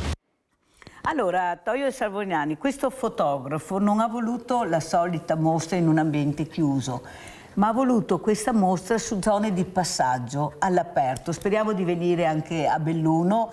Abbiamo già, oltre a Padova, altri 20 sindaci che hanno aderito del territorio a portare questa mostra itinerante per far capire l'importanza anche della persona, ecco, quello che tu stai cercando di fare da tanti anni. Io mi ricordo quando tu hai raccontato quella volta che sei entrata in pizzeria e che non volevano farti entrare perché vedevano Clara come un problema, non come una risorsa. Prego Toio. Sì, diciamo che la risposta più normale di una parte dei genitori, dei parenti, è quella di nascondere queste persone, perché sono problematiche, creano problemi, cioè nella normale situazione di un ristorante, di una pizzeria, di un cinema, certe cose non sono tollerate. E quindi magari qualcuno dei genitori ha qualche brutta esperienza, qualche volta, e cosa fa? Dice vabbè, li tengo a casa. O nei centri diurni, che va benissimo, magari sono sono un'ancora di salvezza enorme per i genitori, per i parenti. Non basta? Ma non basta. Fermo un secondo perché abbiamo Luciano da Verona. Ciao Luciano. Luciano? Non lo sento. Ah, ecco, Luciano, vabbè, proviamo a riprendere Luciano. Luciano, hai schiacciato qualcosa, si vede. Ecco, l'importanza, e qua chiedo anche a Giorgio Taffarel queste parole, mettere assieme anche la natura. Ecco, è una cosa importante, la creatura e la natura, perché io vedo, e Clara ne è una testimone, loro hanno bisogno di muoversi, hanno bisogno di respirare, hanno bisogno di toccare. E cosa meglio della natura? Cosa ne pensi, Giorgio? Beh, assolutamente la natura fa bene per tutti, e in particolar modo magari alle persone magari a qualche difficoltà o comunque qualche problema. La natura dà tanto. O meglio, non è finito. C'è il silenzio, magari d'estate anche il fresco, o comunque anche d'inverno la neve, comunque è lì ferma. 30 minuti. Silenziosa, ma comunque ti trasmette qualcosa, ma almeno io. A me la montagna piace parecchio, per cui probabilmente la sento di più. La senti tua? La sento parecchio rispetto ad altri, magari che piace più il mare. Però comunque, indipendentemente, comunque può essere anche il mare, ti trasmettono delle cose che magari non ti rendi conto, ma che comunque alla sera o al pomeriggio vai a casa e sei più rilassato, più comunque contento e stai meglio. Per cui... Abbiamo in linea un papà adesso, un altro papà che vuole salutare Toio De Salvognani, Marcello che è il papà di Sebastiano. Ciao Marcello, cosa vuoi dire a questo papà che come te sta cercando di dare dignità a questi ragazzi, alle sue creature? Lui è assieme qui con Clara che non vede l'ora di uscire, là che soffia, dice ma che noia, uffa che noia. Ecco Marcello, cosa vuoi dire, cosa ci racconti? Ciao Mirella, buongiorno a tutti. Niente, io volevo fare una comunicazione così, perché giustamente ho sentito di quello che sta succedendo a Treviso e al papà, giustamente, che è lì in trasmissione con te, volevo dirgli di avere tanta forza, che le persone come Mirella e quello che stiamo facendo forse un domani potrebbero darci un aiuto per altri versi ed aiutarci anche in modo morale, non fisico, perché fisico sappiamo che ce l'abbiamo, dobbiamo mettere solo noi, ma in modo morale per darci più forza e tener duro sempre di più. Grazie Marcello, com'è la situazione Marcello? Cosa stai vedendo? Non sto vedendo niente perché sto arrivando. Ah, stai arrivando, devi ancora arrivare, sì. Perciò hai chiamato. Ecco, saluta Sebastiano, grazie Marcello della telefonata, penso faccia piacere anche a Toio che sta vivendo appunto le emozioni e i problemi che vive Marcello, ma prima o dopo qualcuno dovrà dare una risposta. Io ho avuto ieri un imprenditore al quale ho chiesto, che rappresenta anche gli imprenditori veneti e friulani, di assumere di più le persone che possono lavorare, quelle che sono in grado, dopo aver fatto questi percorsi, aver fatto questi stage, che hanno veramente anche i documenti in regola per lavorare, perché io sono convinta che li vedono ancora come, dicevo prima, come un problema e non come una risorsa. Ecco, hanno paura di rallentare il lavoro, che non siano sufficientemente adeguati per quella realtà che invece hanno dei diplomi. Quando uno riceve un diploma vuol dire che è in grado di lavorare, se no non è che glielo danno gratis. Cosa dici Toio? Perché non si fidano di questi ragazzi, ripeto, quelli che sono in grado di lavorare? Ma perché comunque sono tanto o poco persone problematiche e secondo un certo modo di vedere non deve esserci nessuna caduta di comportamento, di efficienza della produzione, non devono esserci problemi. Cioè davanti a queste persone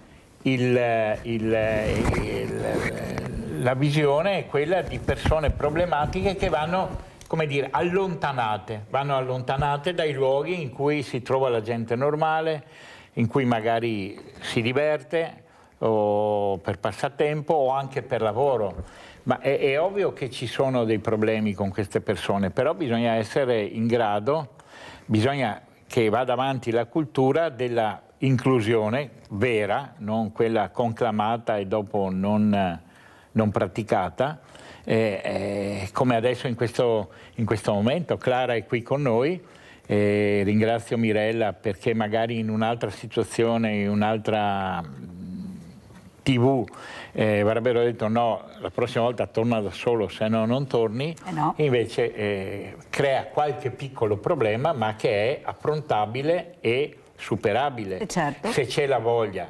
Se invece qualsiasi comportamento crea problemi, allora non ne veniamo fuori. Bisogna creare una cultura, aiutare ad affermarsi di una cultura della vera inclusione. Allora che vai vuol a dire prenderti aver un'altra pazienza. caramella, Clara? Vai a prenderti un'altra caramella che sono buone. La Mirella ha portato anche le caramelle. Allora sentiamo Paola da Campo San Piero. Vai Paola. Ciao Mirella. Ciao cara Paola. E agli ospiti. E volevo la settimana scorsa o all'inizio della settimana sei andata a Padova, no? Sì. L'inquinamento a Padova. Fino a 20 anni fa più o meno abitavo a Padova e sì, la fiducia è una cosa seria e hanno fatto il percorso vita tra Sacra Famiglia e Bazzanello a Padova, nel posto più inquinato di tutta Padova, nel posto più inquinato di tutta Padova. Ecco, l'inquinamento acustico, l'inquinamento non so, chi abita a Trieste collabora, la reninite ora, insomma il vento porta via avevo problemi con riniti, allergie, queste cose qua. Tante piccole cose, adesso non me ne viene in mente altre. Comunque bisogna anche avere fiducia quando si dice che la gente non va a votare, eccetera, eccetera. Però chi si ha più fiducia può darsi che la gente va anche a votare. Paola, cosa vuoi dire a Clara che qua sta mangiando le caramelle? Ecco, però Clara è fantastica, guarda, è di una dolcezza unica. Poi questo papà adesso vuole andare via, come sentite, adesso Mirella anche basta. Allora, cosa vuoi dire Paola? Senti Clara, cosa ti dice Paola? Paola? Saluto Clara e ho fatto un tirocinio quando ho fatto l'OS, centro diurno per disabili adulti. Ecco, quando sentiva parlare disabile sei andata via, va raga. Ha detto aspetta che forse quando mi mega capio. Disabili adulti, e mi sono tanto divertita con il filmato che hanno fatto gli educatori, dove un ospite faceva Zorro e rincorreva tutti gli altri. Mamma, quanto mi sono messa a ridere, guarda. Ah, ma sono simpaticissimi loro, no, hai ragione. Sì, e poi anche, com'è che si chiama, l'aiuto che davano agli ospiti per come si chiama, l'educatore tecnico per lo sfogo, eccetera, e l'educatore cognitivo, e è stata una bella esperienza. Grazie cara Paola, ti auguro una buona Pasqua anche a te, grazie della telefonata. Ecco, si parlava di inquinamento ambientale, Giorgio Taffarel. Ecco, quanto inquinamento ambientale c'è che noi non vediamo, ma che voi che siete esperti vedete anche in montagna? Ecco, c'è un inquinamento che forse andrebbe un po' mitigato, queste macchine che vogliono salire sempre più in alto, questi SUV, ecco, andare a sciare con gli elicotteri, qual è il problema, poi vediamo cosa succede, ecco, cosa vedete voi? Ma guardi, noi vediamo, sì, ormai il nostro compito, ok, è intervenire in casi di emergenza e così. Riguardo inquinamento, così non è che noi vediamo come vedono tutti naturalmente, e vediamo anche la mentalità della gente, come diceva lei, quelle macchine devono arrivare fino a lì davanti, o a 10 metri o i 100 metri a piedi non li fanno, poi magari durante la settimana vanno in palestra perché devono stare in forma, capito? Però al sabato o domenica con le bello macchine sto esempio qua, Giorgio, veramente bello, guarda. È verissimo. Allora, durante la settimana palestra, bicicletta, corsa a piedi, camminate, però il sabato o domenica con la macchina bisogna parcheggiare davanti al ristorante, devono arrivare davanti al posto dove devono arrivare, e se c'è parcheggiano, altrimenti parcheggiano lo stesso, perché così la realtà. Io ho la fortuna di lavorare in Cansiglio, che dicevo Toio, che anche Toio ha fatto parecchi anni in Cansiglio, e d'estate se ne vedono tutti i colori, che comunque Cansiglio non è che sia Cortina o comunque posti di villeggiatura importanti, diciamo così, anche se comunque ha bei posti e veramente bei posti, dovrebbe essere un allora, po' più andiamo a vedere anche questo purtroppo bosco che è andato un rogo, questo è il bosco boschivo di Tolmezzo. Andiamo a vedere questo rogo su questo bosco.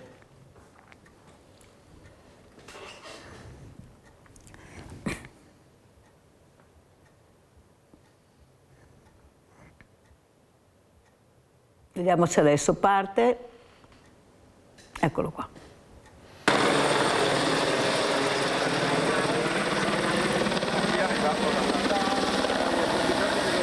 Il bosco torna a bruciare a Doberdò del Lago, sul vallone di Gorizia, portando inevitabilmente la mente alla serie di incendi che devastarono il Carso Isontino, Triestino e Sloveno nell'estate di 2 anni fa.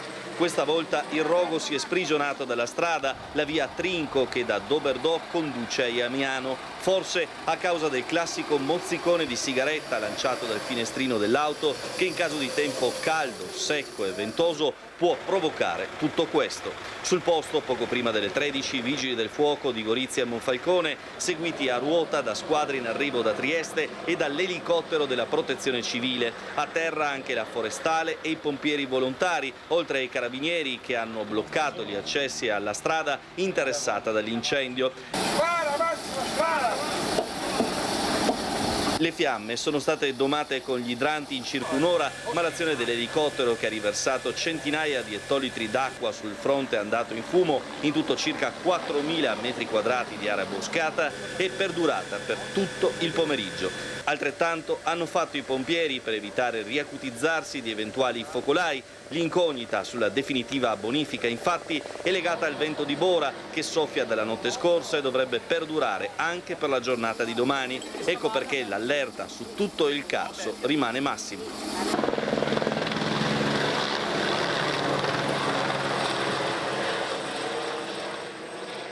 Perché non viene dati i soldi. Allora si parlava appunto di questi mezzi che abbiamo anche per salvare questi boschi. Allora come commentiamo questo servizio, Taffarel?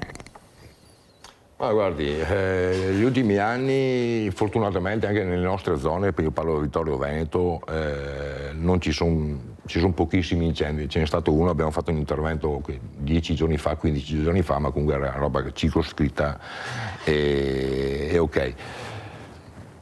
Ormai la natura sta cambiando e paradossalmente comunque, tornando al discorso appunto che anche nelle nostre zone, comunque come altre zone, ci sono pochi incendi, paradossalmente non è un bel segno. No, non è un bel segno, perché questo vuol dire che praticamente il giorno che ci dovrebbe essere un incendio lo è per tutti. Cioè, in senso di dire che comunque una volta prendeva fuoco le sterpaglie, era il prato, comunque una volta la campagna e la montagna era curata in quel senso, per cui capitava il periodo invernale magari, perché da noi normalmente il periodo più pericoloso d'inverno non è d'estate, anche se adesso le ultime estate, col discorso del cambiamento climatico, ormai cominciamo a essere 12 mesi all'anno, diciamo, per pericolosità di incendi, però normalmente dalle nostre parti è solo d'inverno, per il discorso di vegetazione, al contrario della Sardegna, della Puglia, della Sicilia e quant'altro, che da loro magari è l'estate più pericolosa.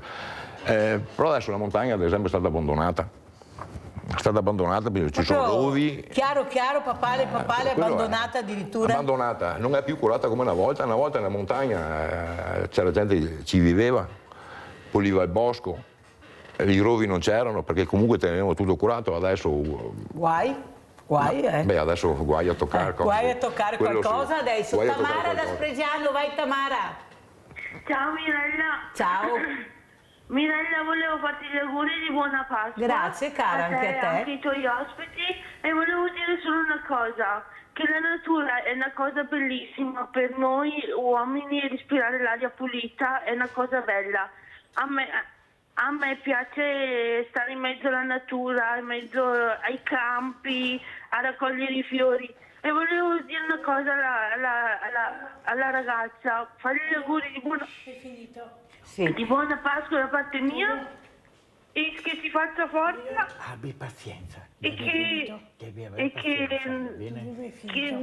avere gli auguro che un domani trova un percorso anche per lei, come l'ho trovato io, che lo trovo anche lei. Ciao Mirella, buona Pasqua a tutti. Ciao, guarda che ti aspetto oggi se vuoi venire a vedere la mostra e la loggia dei Cavalieri. C'è Clara che non ce la fa più. Allora Toio, salutiamo Toio e vediamo anche la realtà di quello che ha detto Taffarel, la montagna abbandonata. Sei d'accordo? Ma è un discorso lungo, ma io direi in altro modo, perché io avevo proposto di venire a parlare anche di Olimpiadi, no? Ecco, non c'è il tempo, ma un messaggio veloce lo darei. Dobbiamo cambiare la nostra cultura generale nei confronti dell'ambiente. Dobbiamo cambiarla, non possiamo andare avanti così. possiamo andare avanti così, ma dobbiamo sopportarne le conseguenze. Allora, dovevano essere delle Olimpiadi, ma arrivo al discorso degli incendi, dovevano essere delle Olimpiadi sostenibili, economiche, sobrie, senza nuove costruzioni, senza un grande rispetto per l'ambiente, e abbiamo visto, hanno tagliato il lariceto centenario ultra protetto, chi se ne frega. Hanno preso la vecchia pista da bob che doveva essere un po' modificata e hanno fatto quello che tanti hanno visto in televisione, che doveva costare da 30 a 40 milioni di euro, ha superato i 120, ma non finendolo. Dovrà alla fine, se verranno costruite le opere previste, costerà 150 milioni di euro e sarà a carico del comune. Hanno costruito un impianto di risalita sulla zona di Socrepes, il nome dice che è una zona piena di crepe perché è una frana, solo 35 milioni di euro, da 10 milioni a 35 milioni, ma non doveva essere indispensabile, non l'hanno neanche finito, quindi era indispensabile o no? Non l'hanno finito, perché l'hanno finito con la fine delle Olimpiadi e neanche collaudato, chissà se verrà dato il collaudo. Per farla breve, perché ci sarebbe un lungo elenco da fare, delle Olimpiadi che dovevano essere pubblicizzate a costo quasi zero, siamo già arrivati a 7 miliardi. 7 miliardi di euro. Questo fa bene alla montagna? Per qualcuno sì, ma a chi farà bene questo enorme investimento? Farà bene a richiamare turisti ricchissimi da ogni parte del mondo, ma ai montanari che cosa rimane di queste Olimpiadi? Praticamente niente. Allora fermati un secondo perché abbiamo Anna Maria che vuole salutarti e un'altra mamma.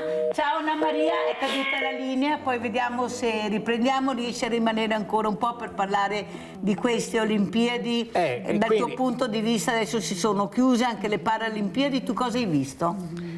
Mi sono rifiutato di guardarle, cioè vuol dire mi avrebbero creato uno stato di ansia e malessere, perché dedicandomi all'ambiente, soprattutto in montagna, mountain wilderness, da 40 anni, per me quella è una violenza alla montagna che non fa bene alla montagna, ma non fa nemmeno bene agli abitanti della montagna, cioè si sono già spesi, ma qualcuno, se devono completare le opere si andrà avanti, ma agli abitanti della montagna che cosa rimane? Non rimane niente, perché una volta si diceva, beh, ma quando i ricchi investiranno, faranno gli alberghi, gli impianti, voi andrete a lavorare. No, gli abitanti di Cortina non andranno, non hanno voglia, o del Cadore o delle Dolomiti, probabilmente troveranno lavoratori di altri luoghi, magari lontani, che costeranno meno, quindi non gli rimarrà nemmeno il lavoro. Senti, quindi Toio, non fa bene. Non hanno aiutato a tenere la gente in montagna, che fa la manutenzione della montagna. Il presidente degli autotrasportatori che ha detto anche le infrastrutture che sono state fatte, che si faranno, a loro non serviranno di sicuro. È vero o non è vero? Ma io mi ricordo una cosa, perché appunto da 40 anni che mi occupo di questi argomenti, c'era la grande discussione che l'A27, se fosse l'autostrada d'Alemagna, tra parentesi, che è stata chiamata l'autostrada dalle mafie, ma qua è un altro argomento, avrebbe portato vita alla montagna, al lavoro. No, non è vero. Infatti l'autostrada non è stata completata non perché gli ambientalisti sono stati bravi a fermarla, ma perché il potentissimo presidente della provincia di Bolzano, Durnwalder, ha detto no, io nel mio territorio non la voglio l'autostrada, perché dove passa l'autostrada muoiono le valli. Quindi non era era una persona intelligente, quindi al di là del partito, dell'ideologia o della tendenza, lui aveva capito, a differenza dei bellunesi, che l'autostrada non avrebbe portato vera ricchezza locale, avrebbe portato un peggioramento, ed è stato talmente bravo da fermarla. Abbiamo Chiara in linea, ciao Chiara. Ciao Mirella, buongiorno a tutti i tuoi ospiti dalla loggia dei Cavalieri di Treviso. Clara, guarda che Chiara ti sta dicendo una cosa. Vai Chiara. Buongiorno a tutti i tuoi ospiti dalla loggia dei Cavalieri di Treviso. Cosa stai vedendo, Chiara? Tantissime persone che oggi hanno veramente uno splendido sorriso. Ciascuna ha una propria particolarità. Ed è stato un miracolo questa mattina perché ho conosciuto una ragazza con la sua diversa agilità e la mamma ha detto che di solito non si fa toccare da nessuno e mi ha dato un bacio e quindi ho detto queste sono le sinergie delle persone sensibili. Grazie cara Chiara, un abbraccio da tutti noi, anche da Clara che non vede l'ora di uscire, adesso suo papà veramente, perché lei ha anche il diritto, vero Clara, di andare fuori. Dove vuoi andare Clara? Nicola. Nicola. Ah, hai capito? Hai capito? No. Ecco, vuole andare fuori e basta. Allora io saluto Clara, alla quale voglio... Mi dai un bacio? Ecco qua, lei mi ha dato il bacetto, saluto anche Toio e veramente grazie Toio Savognani per quello che fai e per quello che dici e andiamo a vedere un'altra volta questa meraviglia che è la legge della montagna.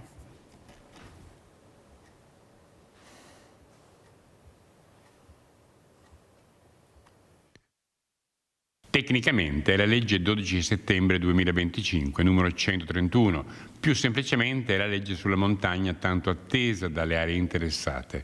Se ne è parlato oggi in concomitanza dell'inaugurazione della nuova sede bellunese della Lega. La prima cosa è il riconoscimento delle zone montane, perché oggi ci sono più di 4.500 comuni che sono considerati montani, peccato che il terreno montano in Italia sia del 35%. Quindi evidentemente qualcuno accede ai fondi senza essere montano. Nella classificazione veramente dei comuni di montagna le risorse andranno alla montagna vera e non a quella finta. La legge contiene misure per il riconoscimento e la promozione delle zone montane e delle loro popolazioni, la loro crescita economica e sociale, la tutela e la valorizzazione dell'ambiente, della biodiversità, delle risorse naturali, del paesaggio, delle attività sportive, del turismo e delle peculiarità storiche, artistiche, culturali e linguistiche, anche ai fini del contrasto della crisi demografica. In questo senso il Governo ha appena stanziato ulteriori 18 milioni destinati ai comuni confinanti con regioni autonome e di questi quasi la metà sarà quindi destinata ai comuni bellunesi. La legge permette anche alla legislazione regionale di poter implementare alcune iniziative e soprattutto di poter essere integrata con un percorso amministrativo capace di affrontare le vere esigenze della montagna. Quindi un assessore per la montagna?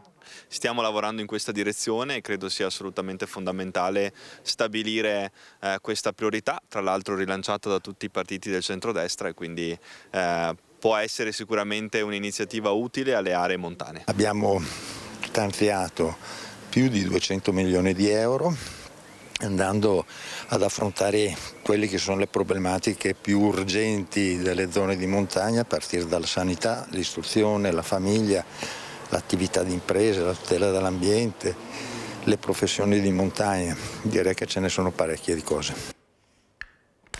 Andiamo a vedere anche lo spopolamento della montagna. L'altopiano dei 7 comuni è una terra che ha una forte identità, ma che per le sue caratteristiche è diventata nel corso degli anni anche terra di seconde case. Questo vuol dire IMU, vuol dire un flusso di imposta di grande importanza. Un flusso che però, proprio come la pioggia che cade sulle terre alte viene filtrata verso la pianura, finisce in gran parte allo Stato centrale.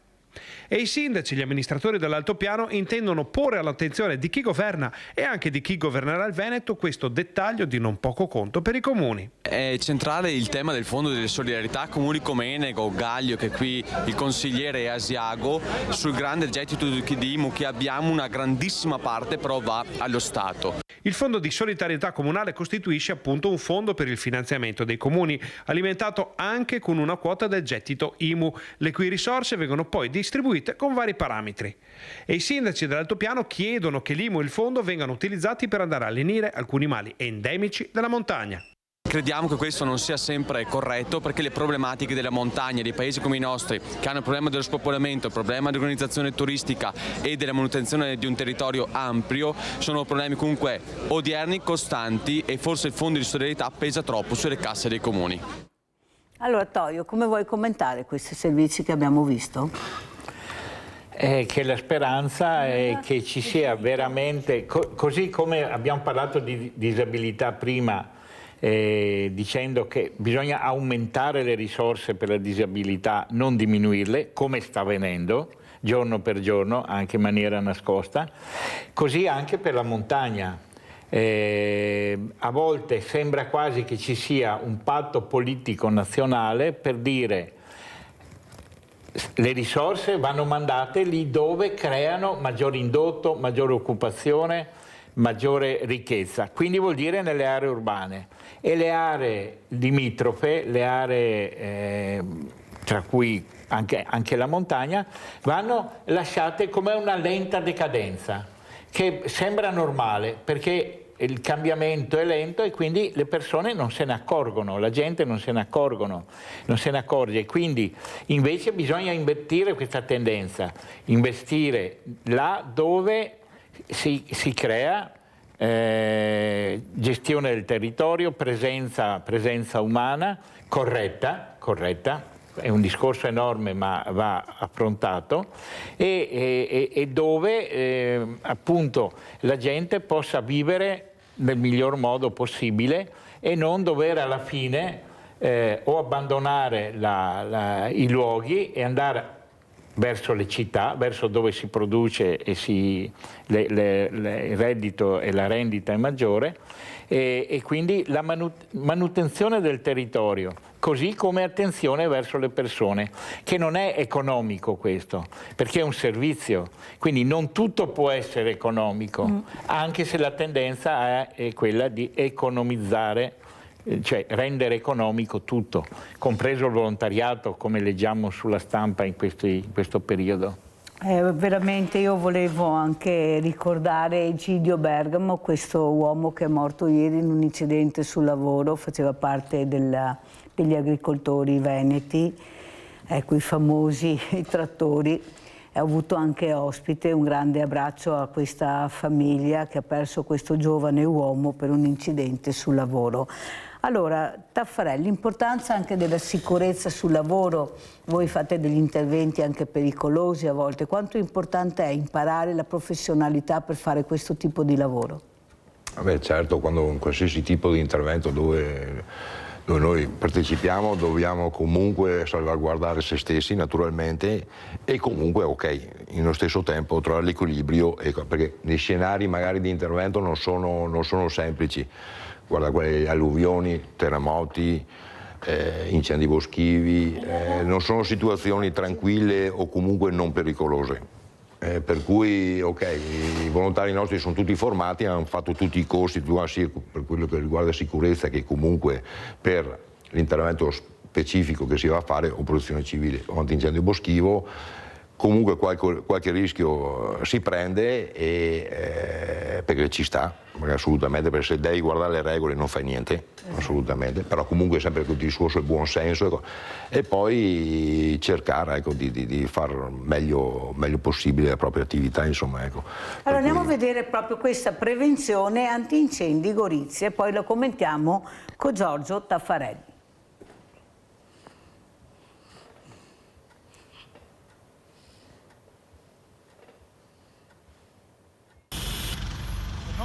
Con l'estate appena incominciata, la Prefettura di Gorizia ha avviato ufficialmente la campagna antincendio 2025, riunendo tutte le componenti del sistema di protezione civile per rafforzare il coordinamento delle attività di prevenzione e contrasto. L'iniziativa si inserisce nel solco della collaborazione già collaudata con la Prefettura di Trieste, alla luce dei gravi incendi che negli anni scorsi hanno interessato il territorio carsico. Al centro dell'incontro l'analisi dei rischi specifici dell'area e la definizione di azioni congiunte tra istituzioni, protezione civile, vigili del fuoco, ispettorato forestale forestale, forze dell'ordine e gestori di infrastrutture ferroviarie e stradali. Particolare attenzione è rivolta alle zone di interfaccia urbano-rurale, dove è più alta la possibilità che un incendio si propaghi rapidamente con conseguenze rilevanti.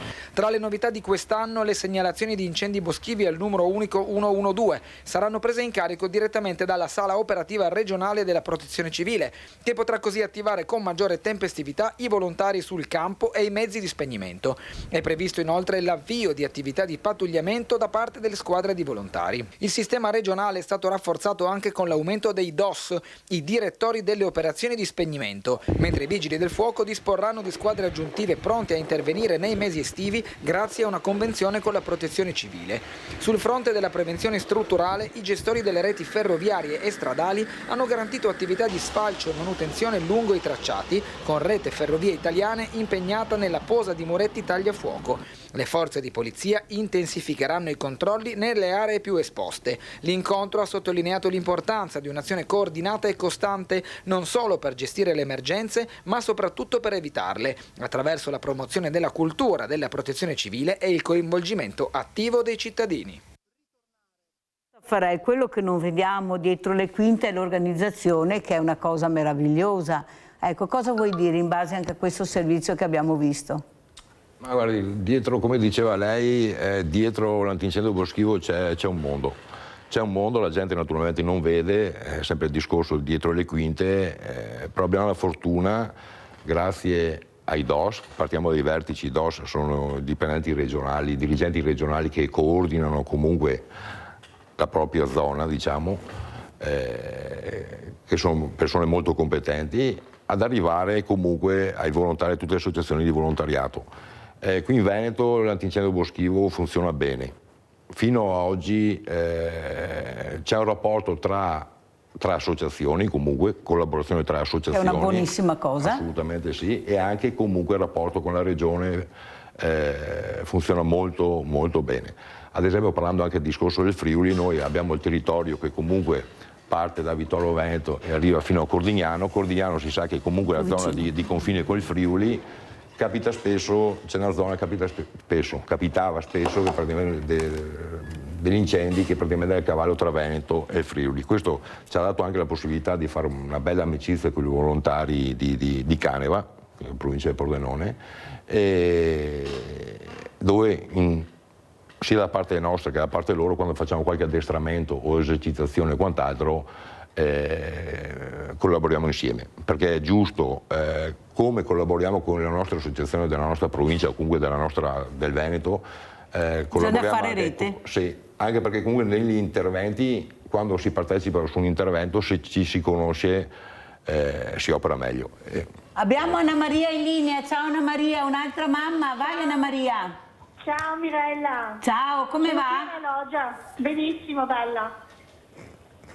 Ascolta Anna Maria, qui c'è un papà con la figlia Clara che voleva salutarti. Clara, saluta Anna Maria. Fa ciao Anna Maria. Ciao, e poi Anna vai Maria. via, Ciao, dai, poi vai Clara, via. ciao. Ecco, guarda, Clara ti sta salutando, è anche lei una ragazza diversamente agile come i vostri, con questo papà che la adora, che se la porta in qualsiasi posto, ma lei è bravissima, anche lei ha diritto ad avere i suoi spazi, perciò grazie della telefonata Anna Maria, sono molto contenta che tutto vada bene. Ecco, far sentire la loro voce, quanto è importante far sentire la voce di questi genitori, Toio? È importante perché fa emergere un problema, perché molte volte nei confronti dei problemi noi abbiamo una posizione di comodo. Il problema non lo vedi, quindi non esiste, non ne parli, queste persone non le vedi, quindi il problema non esiste. Invece il problema esiste, le famiglie che si fanno carico di questo, esistono le famiglie, esistono i problemi e devono arrangiarsi. Quindi più se ne parla e più c'è la possibilità invece che si crei una cultura diversa che possa portare anche a un'attenzione politica diversa, no? E quindi dando giusto spazio alle esigenze sia dei diversamente agili, come li chiami tu, che delle famiglie e dei loro reali bisogni. Ecco, quindi è importante parlarne. Non ho visto altre televisioni dove le persone diverse siano come lasciate libere di essere presenti, sopportando i piccoli problemi che ne possono derivare. Insomma, è anche una questione di apertura mentale, no? Che si è disposti a capire il problema e ad accettarlo, sì. Così come sta succedendo adesso. E noi siamo qua tranquilli con Clara che non vede l'ora di andare via, ma adesso ti promette la Mirella che vai via. Allora togliamo il microfono al tuo papà, lo ringraziamo, grazie Toio De Savognani di essere stato qui con noi. Giorgio Taffarel, come ci saluti? Augurando a tutti buona Pasqua, naturalmente, quello sì, ringraziando la redazione ancora anche per questa volta di darci la possibilità di parlare un po' delle nostre attività. Magari se abbiamo possibilità un'altra volta porto anche dei video e delle foto. Bravissimo. E magari così ci si rende un po' meglio conto della nostra attività, sia per quello che riguarda l'incendio boschivo che anche riguarda gli interventi di protezione civile. E niente, tanti auguri a tutti e grazie anche a voi. Grazie, grazie veramente anche a Giorgio Taffarel, presidente AVAB, Associazione Volontaria Antincendio, di essere stato con noi. Saluto Clara, buona Pasqua Clara, chissà che bell'uovo ti aspetta a casa, un uovo grandissimo. Sei contenta? Sì, ecco, è contenta anche perché adesso va via, però forse sei contenta. Grazie, grazie ai miei ospiti, pubblicità.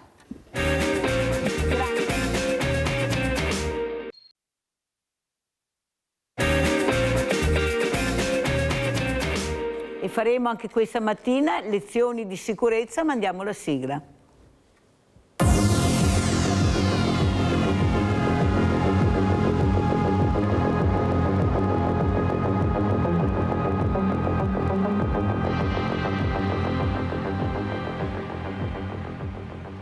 Allora io ringrazio il generale Claudio D'Angelo che è qui con noi per far capire l'importanza delle parole che dirà questa mattina, soprattutto le riflessioni che dovete fare a casa, di non essere superficiali. Avete sentito anche questa settimana, in questi giorni, quante truffe, veramente non ne possiamo più, ma come si fa? Eppure che ne parliamo, discutiamo, cerchiamo anche di far capire l'importanza di usare questi strumenti che sono delicatissimi, sono anche molto pericolosi se non li sapete usare, soprattutto di non fidarsi di nessuno, neppure della divisa dei carabinieri. Saluto anche Pablo Perissinotto, cantautore, di essere qui con noi, perché parleremo anche con lui di una cosa molto importante, come si parlava prima, la terra, questa terra meravigliosa che amiamo, ma che i miei ospiti, specialmente Toio De Savognani, ha detto che l'uomo sta infierendo in maniera violenta, in maniera incredibile su questo territorio. Allora, generale, inizio da lei. Tanti problemi, purtroppo qualcuno non sa, non ascolta, si fida. Cosa vogliamo dire questa mattina? Ecco, veramente un incredibile susseguirsi di truffe in continuazione ai danni delle fragilità. Prego. Allora, prima di tutto grazie per l'invito e buona Pasqua a lei e a tutti gli ascoltatori.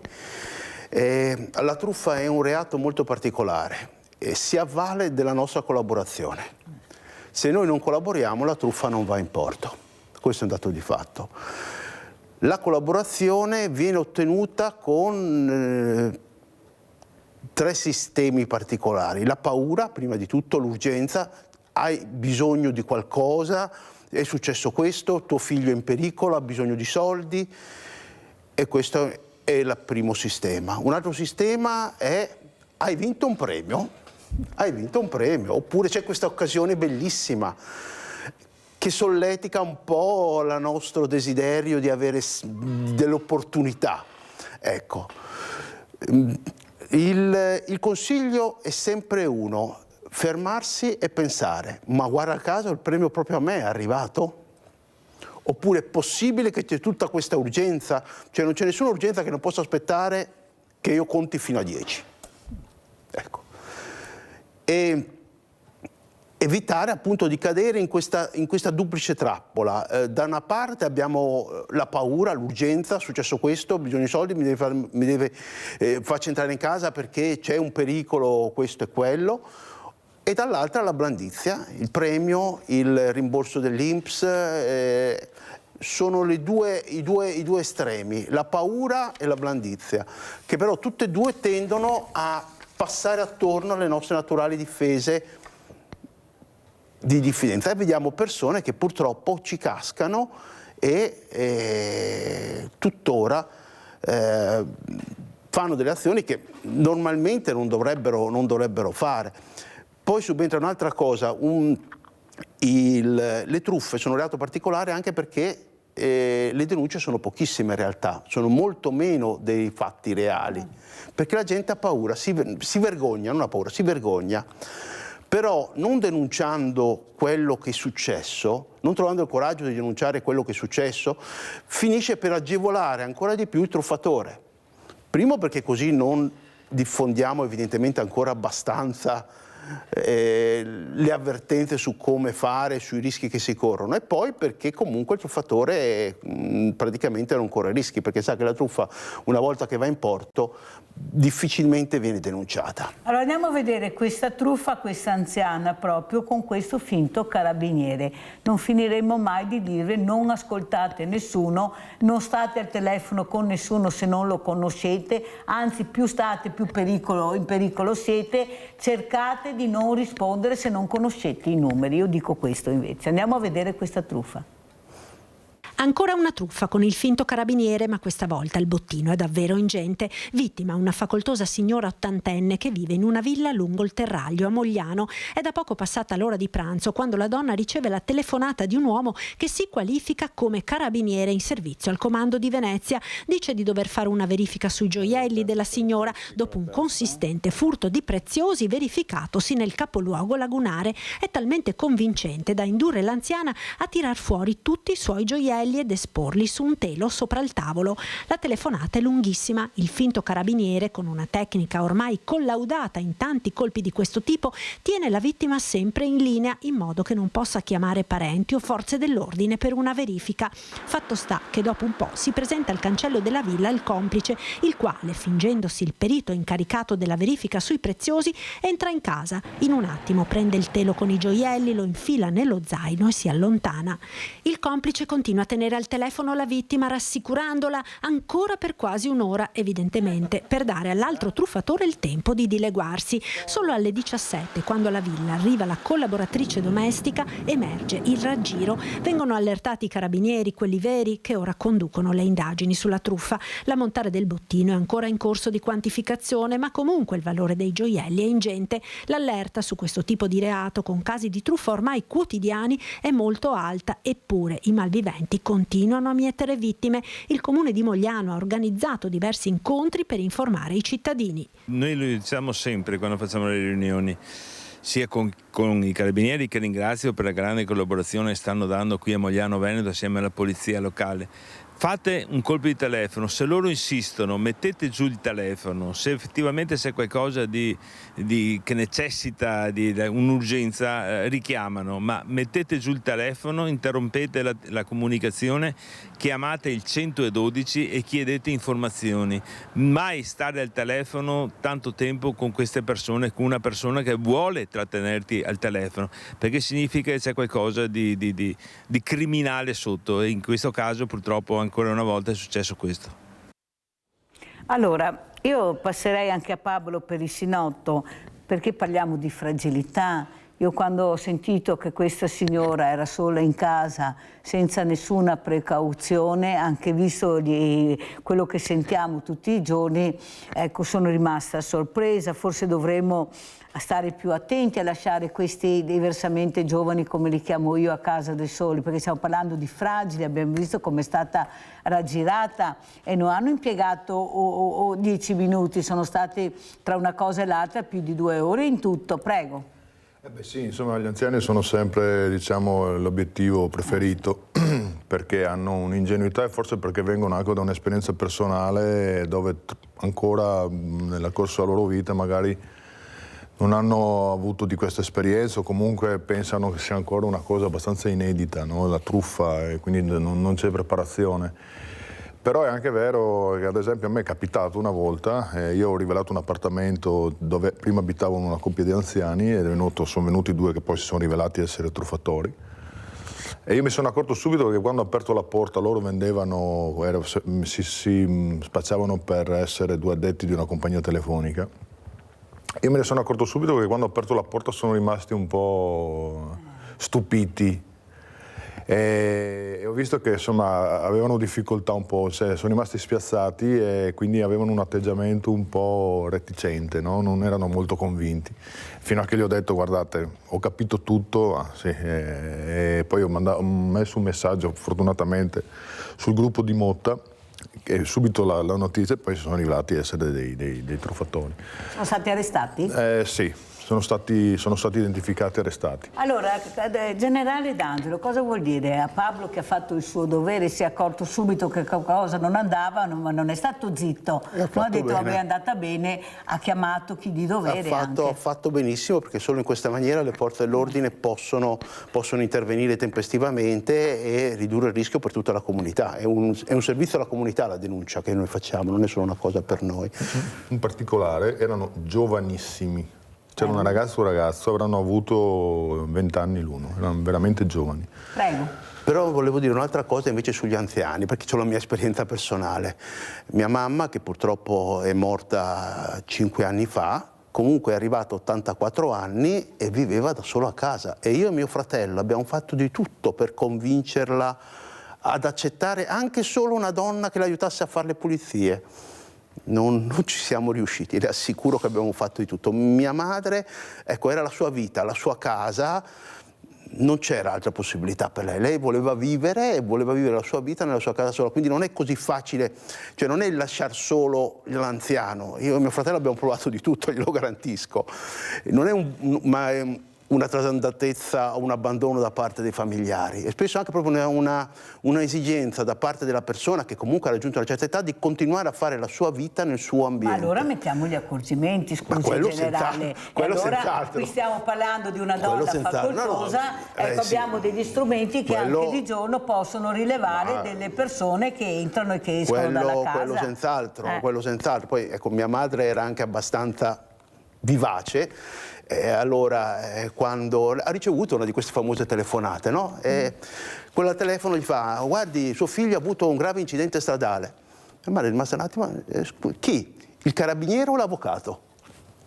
Evidentemente d'altra parte hanno immediatamente messo giù, ecco, non era facile domanda li ha messi al loro cosa posto. Importante in generale, come arriva questo MS o questa email, questa telefonata, cosa bisogna fare? Allora, telefonate, l'ha detto prima giustamente. Anche la pagina 7, così capite, sì. Ecco, questo libro che facciamo anche vedere, perché è molto importante capire ecco, da cosa abbiamo fatto. Eccolo qua, prego. Allora, in caso di telefonata, quello che io consiglio, la prima cosa, è eliminare i telefoni fissi, ne abbiamo già parlato l'altra volta, perché sono gli obiettivi preferiti delle truffe telefoniche, perché quasi sempre corrisponde un anziano che vive da solo, quindi la prima cosa da fare è eliminare il telefono fisso. Poi evitare, come ha detto giustamente prima il sindaco di Mogliano, evitare di stare a lungo al telefono. Se ti tengono al telefono è un segnale che ti vogliono isolare dal resto del mondo. Ecco, e questo è quello che dobbiamo evitare: mettere giù il telefono e chiamare qualcuno di fiducia e chiedere consiglio. Non accettare mai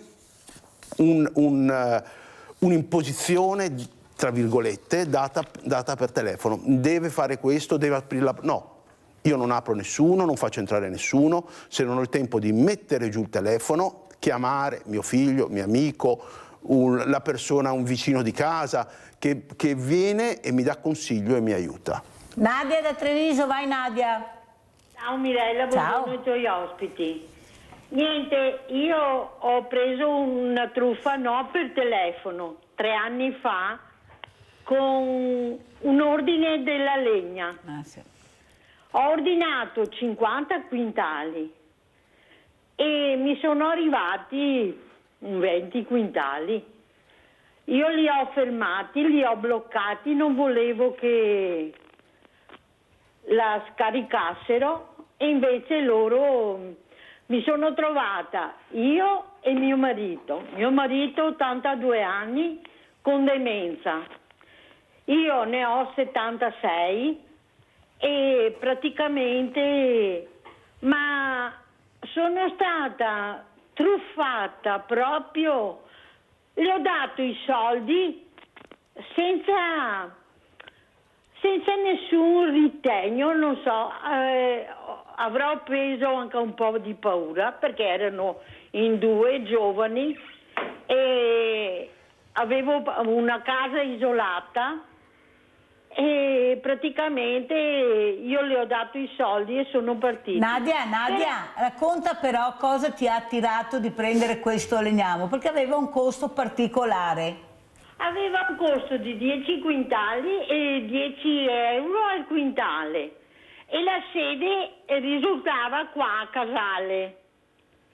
E poi io ho riconosciuto quello che le ho dato i soldi, ho fatto la denuncia dopo varie peripezie perché sono andata dai carabinieri a fare la denuncia e non l'hanno accettata, la polizia neanche, e l'hanno accettata, mi hanno fatto la denuncia ai vigili urbani di Treviso e sono venuta a risalire perché avevano sbagliato strada e mi hanno telefonato sul cellulare e ho salvato la telefonata che mi aveva fatto per venire a casa mia. Praticamente io dopo con quel numero di telefono ho fatto la denuncia, ho riconosciuto il personaggio, però il giudice mi ha mandato dopo una ventina di giorni dalla denuncia che se volevo procedere dovevo trovarmi un avvocato, andare in tribunale. Per cosa? E dopo vengo a casa di i soldi non hanno nome. E così è andata, insomma. Ma io ho riconosciuto il personaggio e ho ritenuto, ho guardato, adesso non mettono più istruzioni sul telefono, perché io ho fatto su Facebook, li ho sputanati. Grazie, arrivederci e buona giornata e buona Pasqua a tutti. Anche a te, cara Nadia, a te e a tutta la tua famiglia da parte nostra. Allora, generale, cosa diciamo a Nadia? Non ho capito bene in cosa è consistita la truffa, perché... Del legno, al posto di 50 quintali, ne sono arrivati 20 quintali. 20 quintali, quindi lei ha pagato 50 quintali. 50 quintali, hanno preso favore. Beh, allora, l'occasione d'oro, lo dicevo prima, quella è un altro dei segni particolari. Se arriva l'occasione eccezionale, pensiamoci sempre bene. Ad esempio, cosa non fare? Ecco, nessuno regala nulla, in questo mondo, per cui se c'è l'occasione particolare, diffidare sempre. E quindi sarebbe stata la mancata consegna dei 30 quintali, il reato in questo caso. E va bene, sì, lì la denuncia, mi sembra strano che carabinieri e polizia non abbiano accettato la denuncia, perché comunque sì, forse perché non l'hanno considerata più una inadempienza commerciale che un furto, più infatti forse una cosa civile, perché è un'inadempienza commerciale. Io ti ho ordinato 50 quintali, tu me ne dai 20. Spieghiamo anche questa cosa. Mi ricordo che Nadia ha chiamato e sono stata io a dire vai dai vigili, prova ad andare anche là, visto che dalle altre parti non hai ricevuto sostegno, prova ad andare dai vigili urbani, dalla polizia municipale. In effetti lei è andata ed ha fatto la denuncia là. Però anche qua lascia perplesso anche me, non sono in grado in questo momento di dire perché i colleghi in servizio hanno ritenuto una anche perché normalmente il verbale lo prendo, poi lo archivio perché non costituisce reato. Che mi rifiuti di prendere un verbale eppure è successo. Una cosa strana. Anch'io sono rimasta verificato le modalità e i motivi, perché non dovrebbero sussistere, a meno che non sia andata in fuori orario, perché certe cose vengono fatte solo in orario di ufficio, le denunce urgenti, il furto, quel giorno eccetera. Nadia appunto ha raccontato proprio in diretta che appunto non è riuscita a fare la denuncia. Io ho detto non molare, vai dalla polizia municipale. In effetti mi dispiace, abbiamo è una cosa Giusy che in non linea. dovrebbe succedere. Vai Giusy.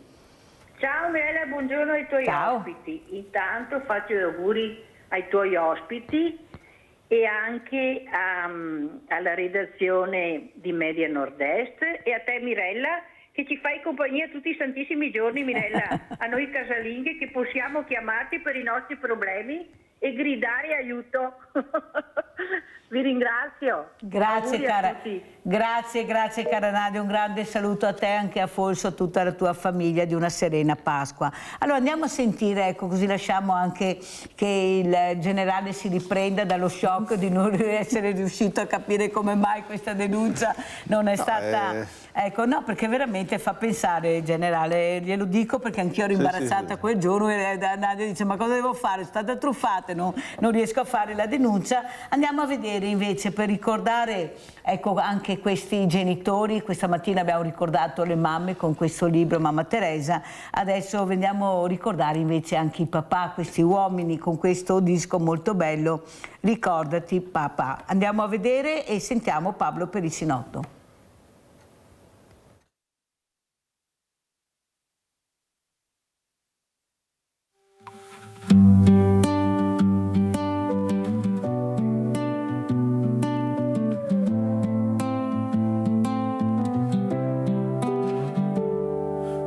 Parli ancora di quel mio malanno, mi chiedi come sta, chi non c'è più da qualche anno, allora il lavoro come va, quel lavoro che facevo anni fa. Però ricordi quando sono nato, che c'era appena stato il terremoto, forse per questo poi ti ho fatto dormire sempre troppo poco. Memoria che va, memoria che viene, ma io sono qua e lo so bene chi è mio papà, tutto quello che hai dato, le difficoltà. Ricordo che va e a volte si vede, ti manca un bel po' quel tuo paese, ma io sono qua, ricorda solo che ti voglio bene. Quando mi chiedi l'Inter cosa ha fatto, quando mi chiedi quando uscirai, e io ti dico un giorno accadrà, anche se so qual è la verità. Quando la mamma è lì con te ogni giorno, come se fosse il primo giorno, questa è un'altra verità. Sei stato fortunato papà. Memoria che va, memoria che viene, ma io sono qua e lo so bene chi è mio papà, tutto quello che hai dato, le difficoltà.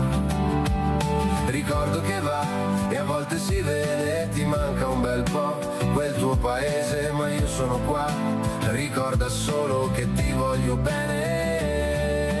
Memoria che va, memoria che viene, ma io sono qua e lo so bene chi è mio papà, tutto quello che hai dato, le difficoltà. Ricordo che va e a volte si vede, ti manca un bel po' quel tuo paese, ma io sono qua, ricorda solo che ti voglio bene. Non possono dire che Mirella non dice quello delle donne e anche quello degli uomini, perché veramente ci tenevo tantissimo a salutare anche questa vigilia di Pasqua con Pablo Perissinotto, con questa canzone che parla di fragilità ma di valori. Ecco, questo valore che diventa però molto fragile, tu ci devi essere. Tu hai detto fortunato che ha questa donna al suo fianco, la moglie, mia mamma, che lo accompagna come fosse il primo giorno. Ecco, nonostante la fragilità, lei c'è sempre per lui. Prego Pablo. Sì, diciamo che questa è una canzone che nasce col pretesto della festa del papà, però insomma, ha l'obiettivo di dare un messaggio, quello di andare a trovare i genitori, soprattutto quelli che sono dentro le strutture, perché, come dire, la nostra visita per loro è il dono più prezioso in quell'istante, no? Tante volte purtroppo noi viviamo una vita che a volte ci distrae anche, no, da questa emergenza, non la riconosciamo, non pensiamo che loro sono lì che ci aspettano e ci lasciamo un po' trasportare dalla quotidianità, dagli impegni, e invece è una cosa secondo me importantissima. Fortunatamente, anche perché mio padre insomma, ha una demenza importante e sono arrivato quasi a volerlo, io vado a trovarlo anche perché ogni volta voglio prendermi qualcosa da lui, anche il suo semplice ricordo. Ovviamente lui ha una memoria piuttosto remota, però ad esempio quando mi nasce, Sinat, che era appena stato il terremoto, perché io sono friulano, no? Quelle sono cose che mi emozionano, quelle sono ancora, diciamo così, delle porzioni di ricordi, no? Insomma, che... Sono queste pillole sì, che esatto. lui ti dà, vero? Quindi cerco ancora di estrapolare, no, in lui quella parvenza di lucidità che purtroppo sta scomparendo, no? Perché la malattia è inesorabile, insomma, nel suo caso, mio papà ha 90 anni. E così ho pensato semplicemente di fare questo video proprio per dare questo messaggio che secondo me è molto significativo. Molto bello, guarda, veramente, soprattutto le parole, la musica, hai proprio centrato l'obiettivo di far capire qual è il valore di un figlio anche, sì. Perché dobbiamo capire anche il valore dei figli. Abbiamo Livio da Padova, vai Livio! Ciao Mirella, ciao. Saluto a tutti. E finché mi ricordo, buona e serena Pasqua ai tuoi ospiti. Livio, fermati un attimo, racconta in generale che anche tu, ecco, se non era il tabacchino saresti stato truffato. Dai, racconta Livio. Ah, quella volta? Sì. Sì, beh, non c'è niente da... quello che ho detto, sì, è stato merito, beh, non lo so, dopo... se la cosa si fosse conclusa così. Comunque c'erano buone probabilità che sarei stato sfruttato se non ci fosse stata l'onestà non del tabaccaio, della figlia veramente, della figlia del tabaccaio che anche lei era stata oggetto poteva essere sfruttata, ma poteva essere truffata, ma ha reagito in modo da potersi difendere, eccetera, insomma, ecco. Comunque intanto volevo fare i miei complimenti al signor Periscinotto, perché è bella questa sua canzone che ho sentito adesso, prima per televisione. E poi volevo dire, ma con tutte le raccomandazioni, con tutte le segnalazioni che ci sono state, che continuano a esserci contro le truffe per gli anziani, possibile che ancora ogni tanto si verificano? Ma queste persone che vengono anziane, che vengono truffate, non sentono i commenti, non sentono le cose, com'è che possono ancora, che non possono difendersi? Io mi chiedo questo. Grazie, di nuovo buona Pasqua. Grazie caro Livio, ricambiamo gli auguri di buona Pasqua anche a te. Allora generale, soprattutto quello che dice Livio appunto era che la figlia aveva finito la scheda telefonica di riprendere, ecco, mi ricordo che l'aveva raccontato, invece appunto questa ragazza del tabaccaio ha detto no, guarda, no, non ci cadere perché questa è una truffa e l'ha salvato perché forse l'aveva ricevuto anche lei. Eppure anche Livio, che non è l'ultimo della classe, però c'era accaduto, perché quando dici la figlia, eccolo là, perché arriva il meccanismo della paura di qualcosa di grave per un nostro parente. Normalmente lo mandano sempre, ormai con i sistemi elettronici questi messaggi vengono mandati a migliaia, anche solo uno raggiunge l'effetto e va bene, fatta la giornata per loro. Si basano sulla paura come l'affetto per il padre, c'è l'affetto per i figli, il figlio che ti scrive, capita al genitore che ha il figlio lontano, magari all'estero per lavoro, ho perso il telefono, ho dovuto cambiare numero, fammi urgentemente una ricarica su questo numero, e il genitore non ci pensa, non conta fino a 10.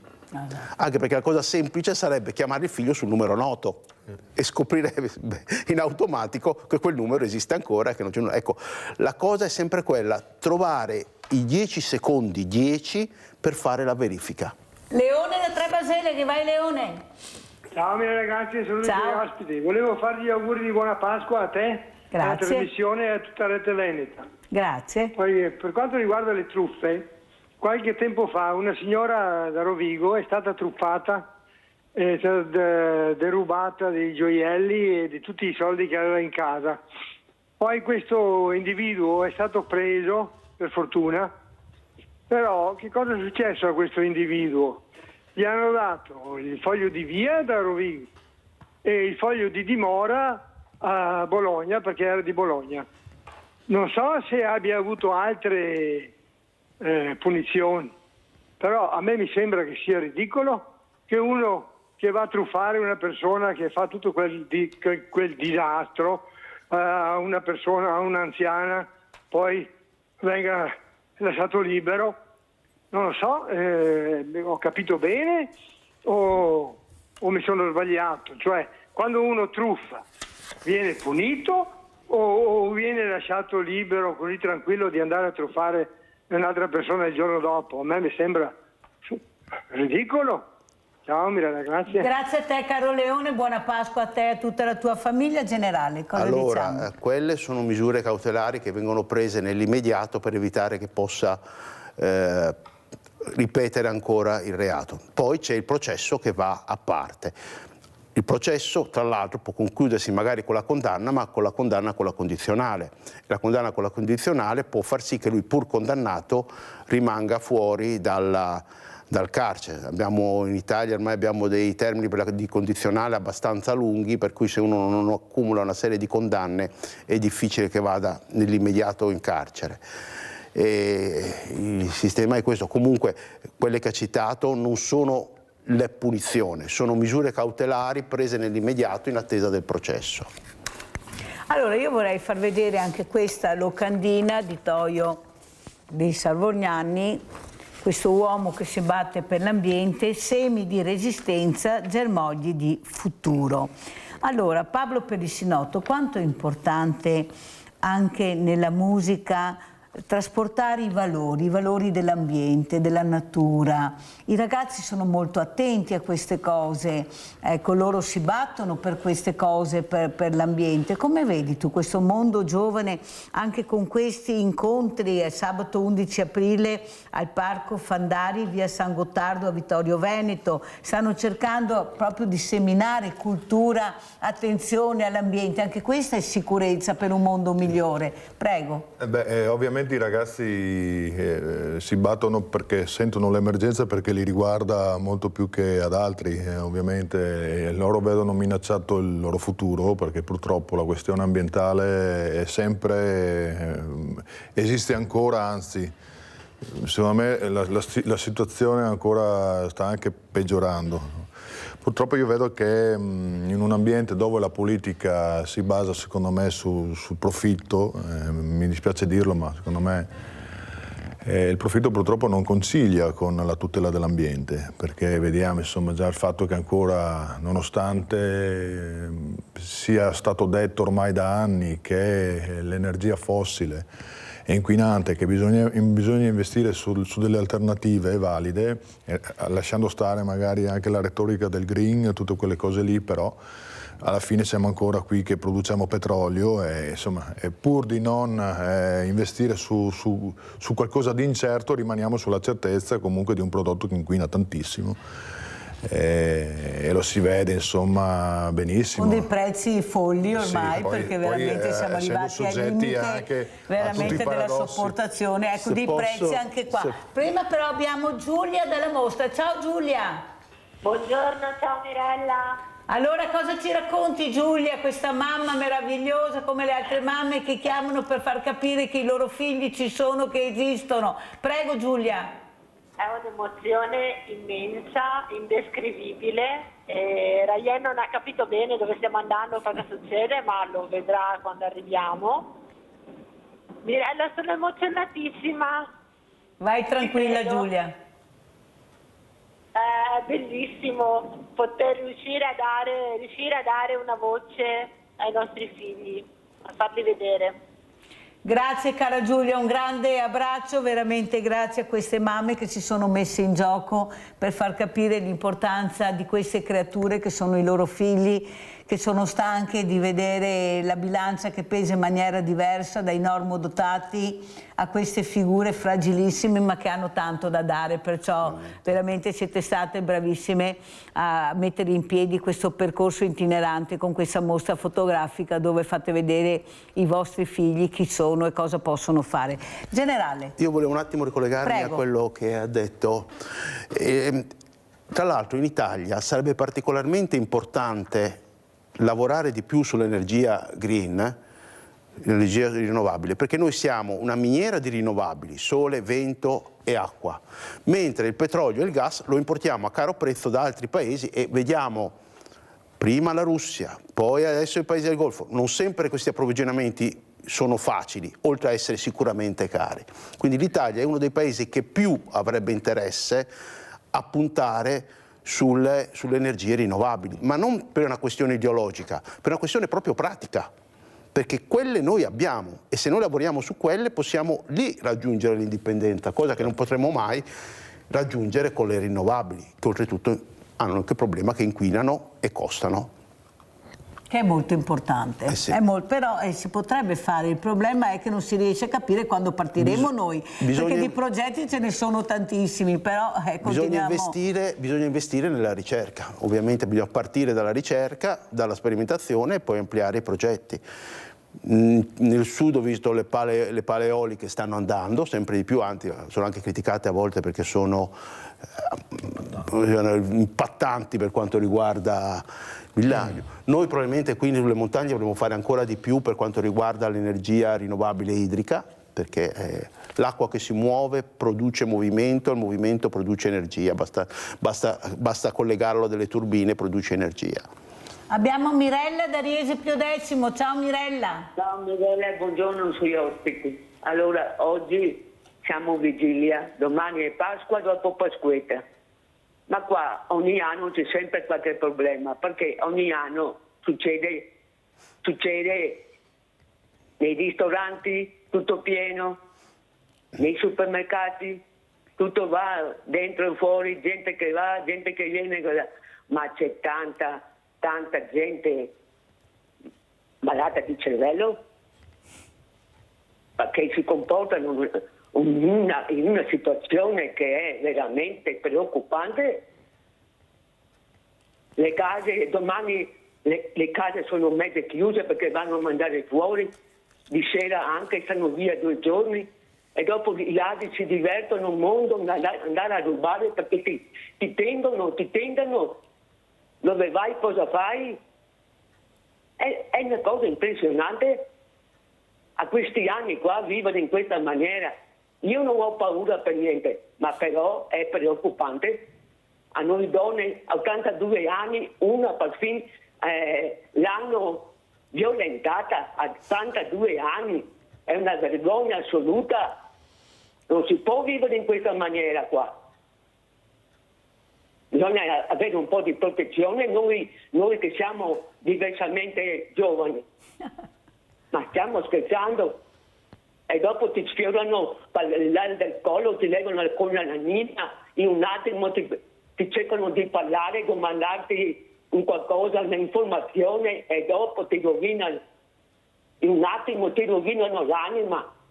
Non è possibile andare avanti in questa maniera qua. Io vi saluto, buona Pasqua a tutti. Grazie a te, cara Mirella, per quello che hai detto, ma soprattutto per il coraggio che hai, perché dobbiamo avere anche il coraggio di vivere una situazione da soli in questo momento difficile. Ad esempio, tutti a pranzo, dice la nostra Mirella, anche se non è così, guarda che c'è un calo anche nei ristoranti, negli alberghi abbiamo avuto anche il presidente, nei supermercati. Io ieri, guardate, ero in centro, vedevo, non ci sono più le file, una volta ai Voglia c'erano delle code pazzesche, anche i carrelli non sono pieni, sono tutti pieni di uova, di colombe, io ne ho visto tantissime. In generale, anche qua la sicurezza, di cosa parliamo? Si lasciano libere le case, però bisogna fare anche attenzione. Allora, ci sono tanti piccoli accorgimenti per proteggere la nostra casa anche quando noi non ci siamo. La prima cosa che mi viene in mente, parlando di periodo di vacanze, i vari saluti e foto messe su Facebook, Instagram o simili dicendo saluti è la località di mare o di montagna dove si è deciso di passare il weekend, segnala che la casa è vuota, quindi questa è una cosa assolutamente da non fare. Anche sfido chiunque a conoscere esattamente i parametri della privacy del proprio profilo Facebook, Instagram, eccetera. Vanno in giro, quindi evitiamo di mettere notizie attuali. Le foto, i saluti le mettiamo a rientro, non mentre siamo in vacanza. Questo vale a Pasqua, vale a Natale e vale l'estate. Altra cosa, per assenze prolungate, lasciare una luce in casa. Sempre una luce accesa. L'ideale sarebbe col timer che l'accende e la spegne, ma una luce accesa in casa che dà l'impressione che ci sia qualcuno. Se la casa è isolata, che ci sia la luce sulla porta di casa e nel giardino, che si veda se qualcuno gira intorno alla casa. Se l'assenza è prolungata per più giorni, che un vicino si prenda l'incarico, per esempio, di togliere la posta dalla cassetta della posta, perché il famoso controllo di vicinato. Il famoso controllo del vicinato, il vicino che dà un'occhiata alla casa e poi viceversa, quando andrà in vacanza lui... Fermo generale, perché sennò cade la linea, abbiamo Adriana da Jesolo. Vai Adriana. Buongiorno Mirella, buongiorno ai ospiti. Volevo solo chiedere al generale di Carabinieri, non sarebbe... Sì, buongiorno Mirella e ai suoi ospiti. Volevo chiedere al generale di Carabinieri una cosa. Non sarebbe meglio per quelli ladri che sono in giro ogni giorno, se vedano, noi cittadini vediamo quelli ladri. Abbiamo anche, non dico in casa, però quasi ogni giorno. Non sarebbe meglio mettere per tutte le strade telecamere per vedere? E un'altra cosa, se vado da denunciare uno che ruba, diciamo, benzina e sono taniche e taniche in magazzino suo, in garage, sono più io denunciata, diciamo, che Carabinieri mi fanno 1000 domande, sarò io indagata più che loro che rubano. Cosa si deve fare? Mettere in pericolo se stesso, perché sono stata minacciata una volta che sono uscita in terrazza a vedere quelle cose. Immaginiamo che vado a denunciare. Grazie Adriana, veramente ti faccio tanti auguri, perché sennò non riesco a darti la risposta, perché sei arrivata proprio all'ultimissimo. Ti ringrazio della telefonata. Generale, un minuto per rispondere. Allora, le telecamere sono importantissime. Molti comuni, non tutti, molti comuni ci stanno lavorando e stanno facendo dei progetti, bei progetti, che tra l'altro sono finanziati da Regione e Ministero dell'Interno. Quindi molti comuni si sono attivati e penso, per quelli che conosco direttamente, Zero Branco, quindi di Treviso, anche altri, e stanno implementando parecchio l'utilizzo delle telecamere, che sono utilissime sia per la prevenzione, perché la presenza delle telecamere comunque dà fastidio, e sia per le indagini successive. Quindi questa è una cosa sicuramente importante. Sensibilizzate le vostre amministrazioni, perché devono farsi loro parte dirigente di questi progetti delle telecamere, sapendo poi che i fondi li possono chiedere, ci sono i bandi regionali, ci sono i bandi nazionali, per chiedere poi l'aiuto nella concreta installazione delle telecamere, delle spese. Grazie al generale Claudio D'Angelo, che ritornerà il prossimo sabato con queste lezioni di sicurezza. Pablo Perissinotto, come ci saluti? Auguro buona Pasqua a tutti, sperando, io invece faccio un discorso un po' più generale, insomma, che i tempi cambino, perché se andiamo avanti così, la sicurezza di quella di cui stiamo parlando adesso sarà l'ultimo argomento che affronteremo. Cos'è che ti fa più paura, veloce? A me mi fa paura, diciamo, il declino dell'umanità in generale, nel senso che qui non si è perso il lume della ragione, insomma, in termini molto ampi, generali e internazionali. Allora, con queste parole anche Mirella vi augura a tutti voi una buona Pasqua. Avete chiamato in tantissimi questa mattina, ringrazio per tutti gli auguri che mi avete fatto, che avete fatto a questa grande famiglia, tutta la redazione, che noi ricambiamo di cuore. Veramente grazie, passate una buonissima Pasqua e adesso andiamo a vedere il vostro assegno a chi è andato. Ciao e auguri ancora di buona Pasqua. Ciao grande famiglia di Rete Veneta, oggi siamo a Riese Pio X e stiamo per incontrare Marcella, che voi avete conosciuto perché giovedì è venuta in trasmissione. Entriamo.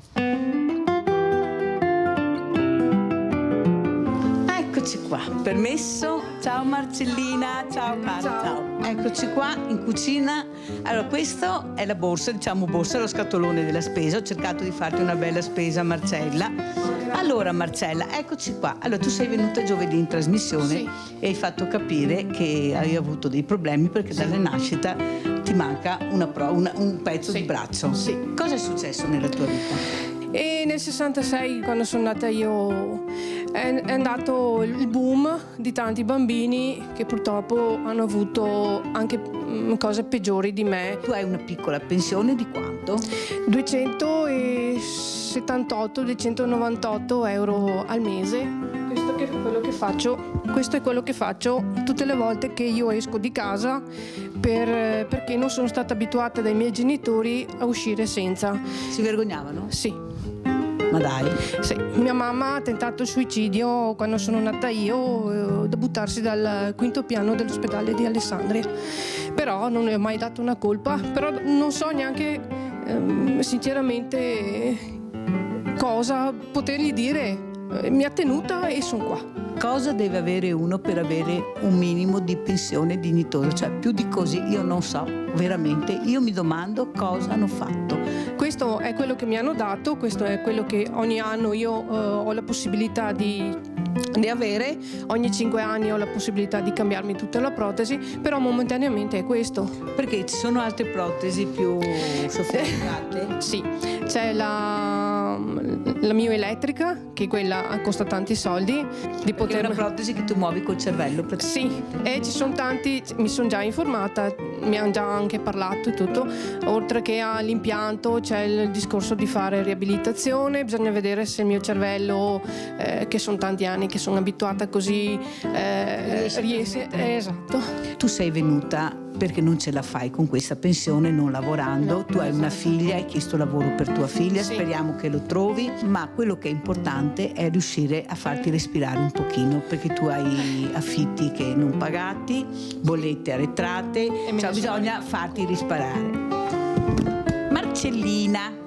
Marcellina, questo è l'assegno, guarda, non ti permetterà di prendere una protesi nuova, però non si sa.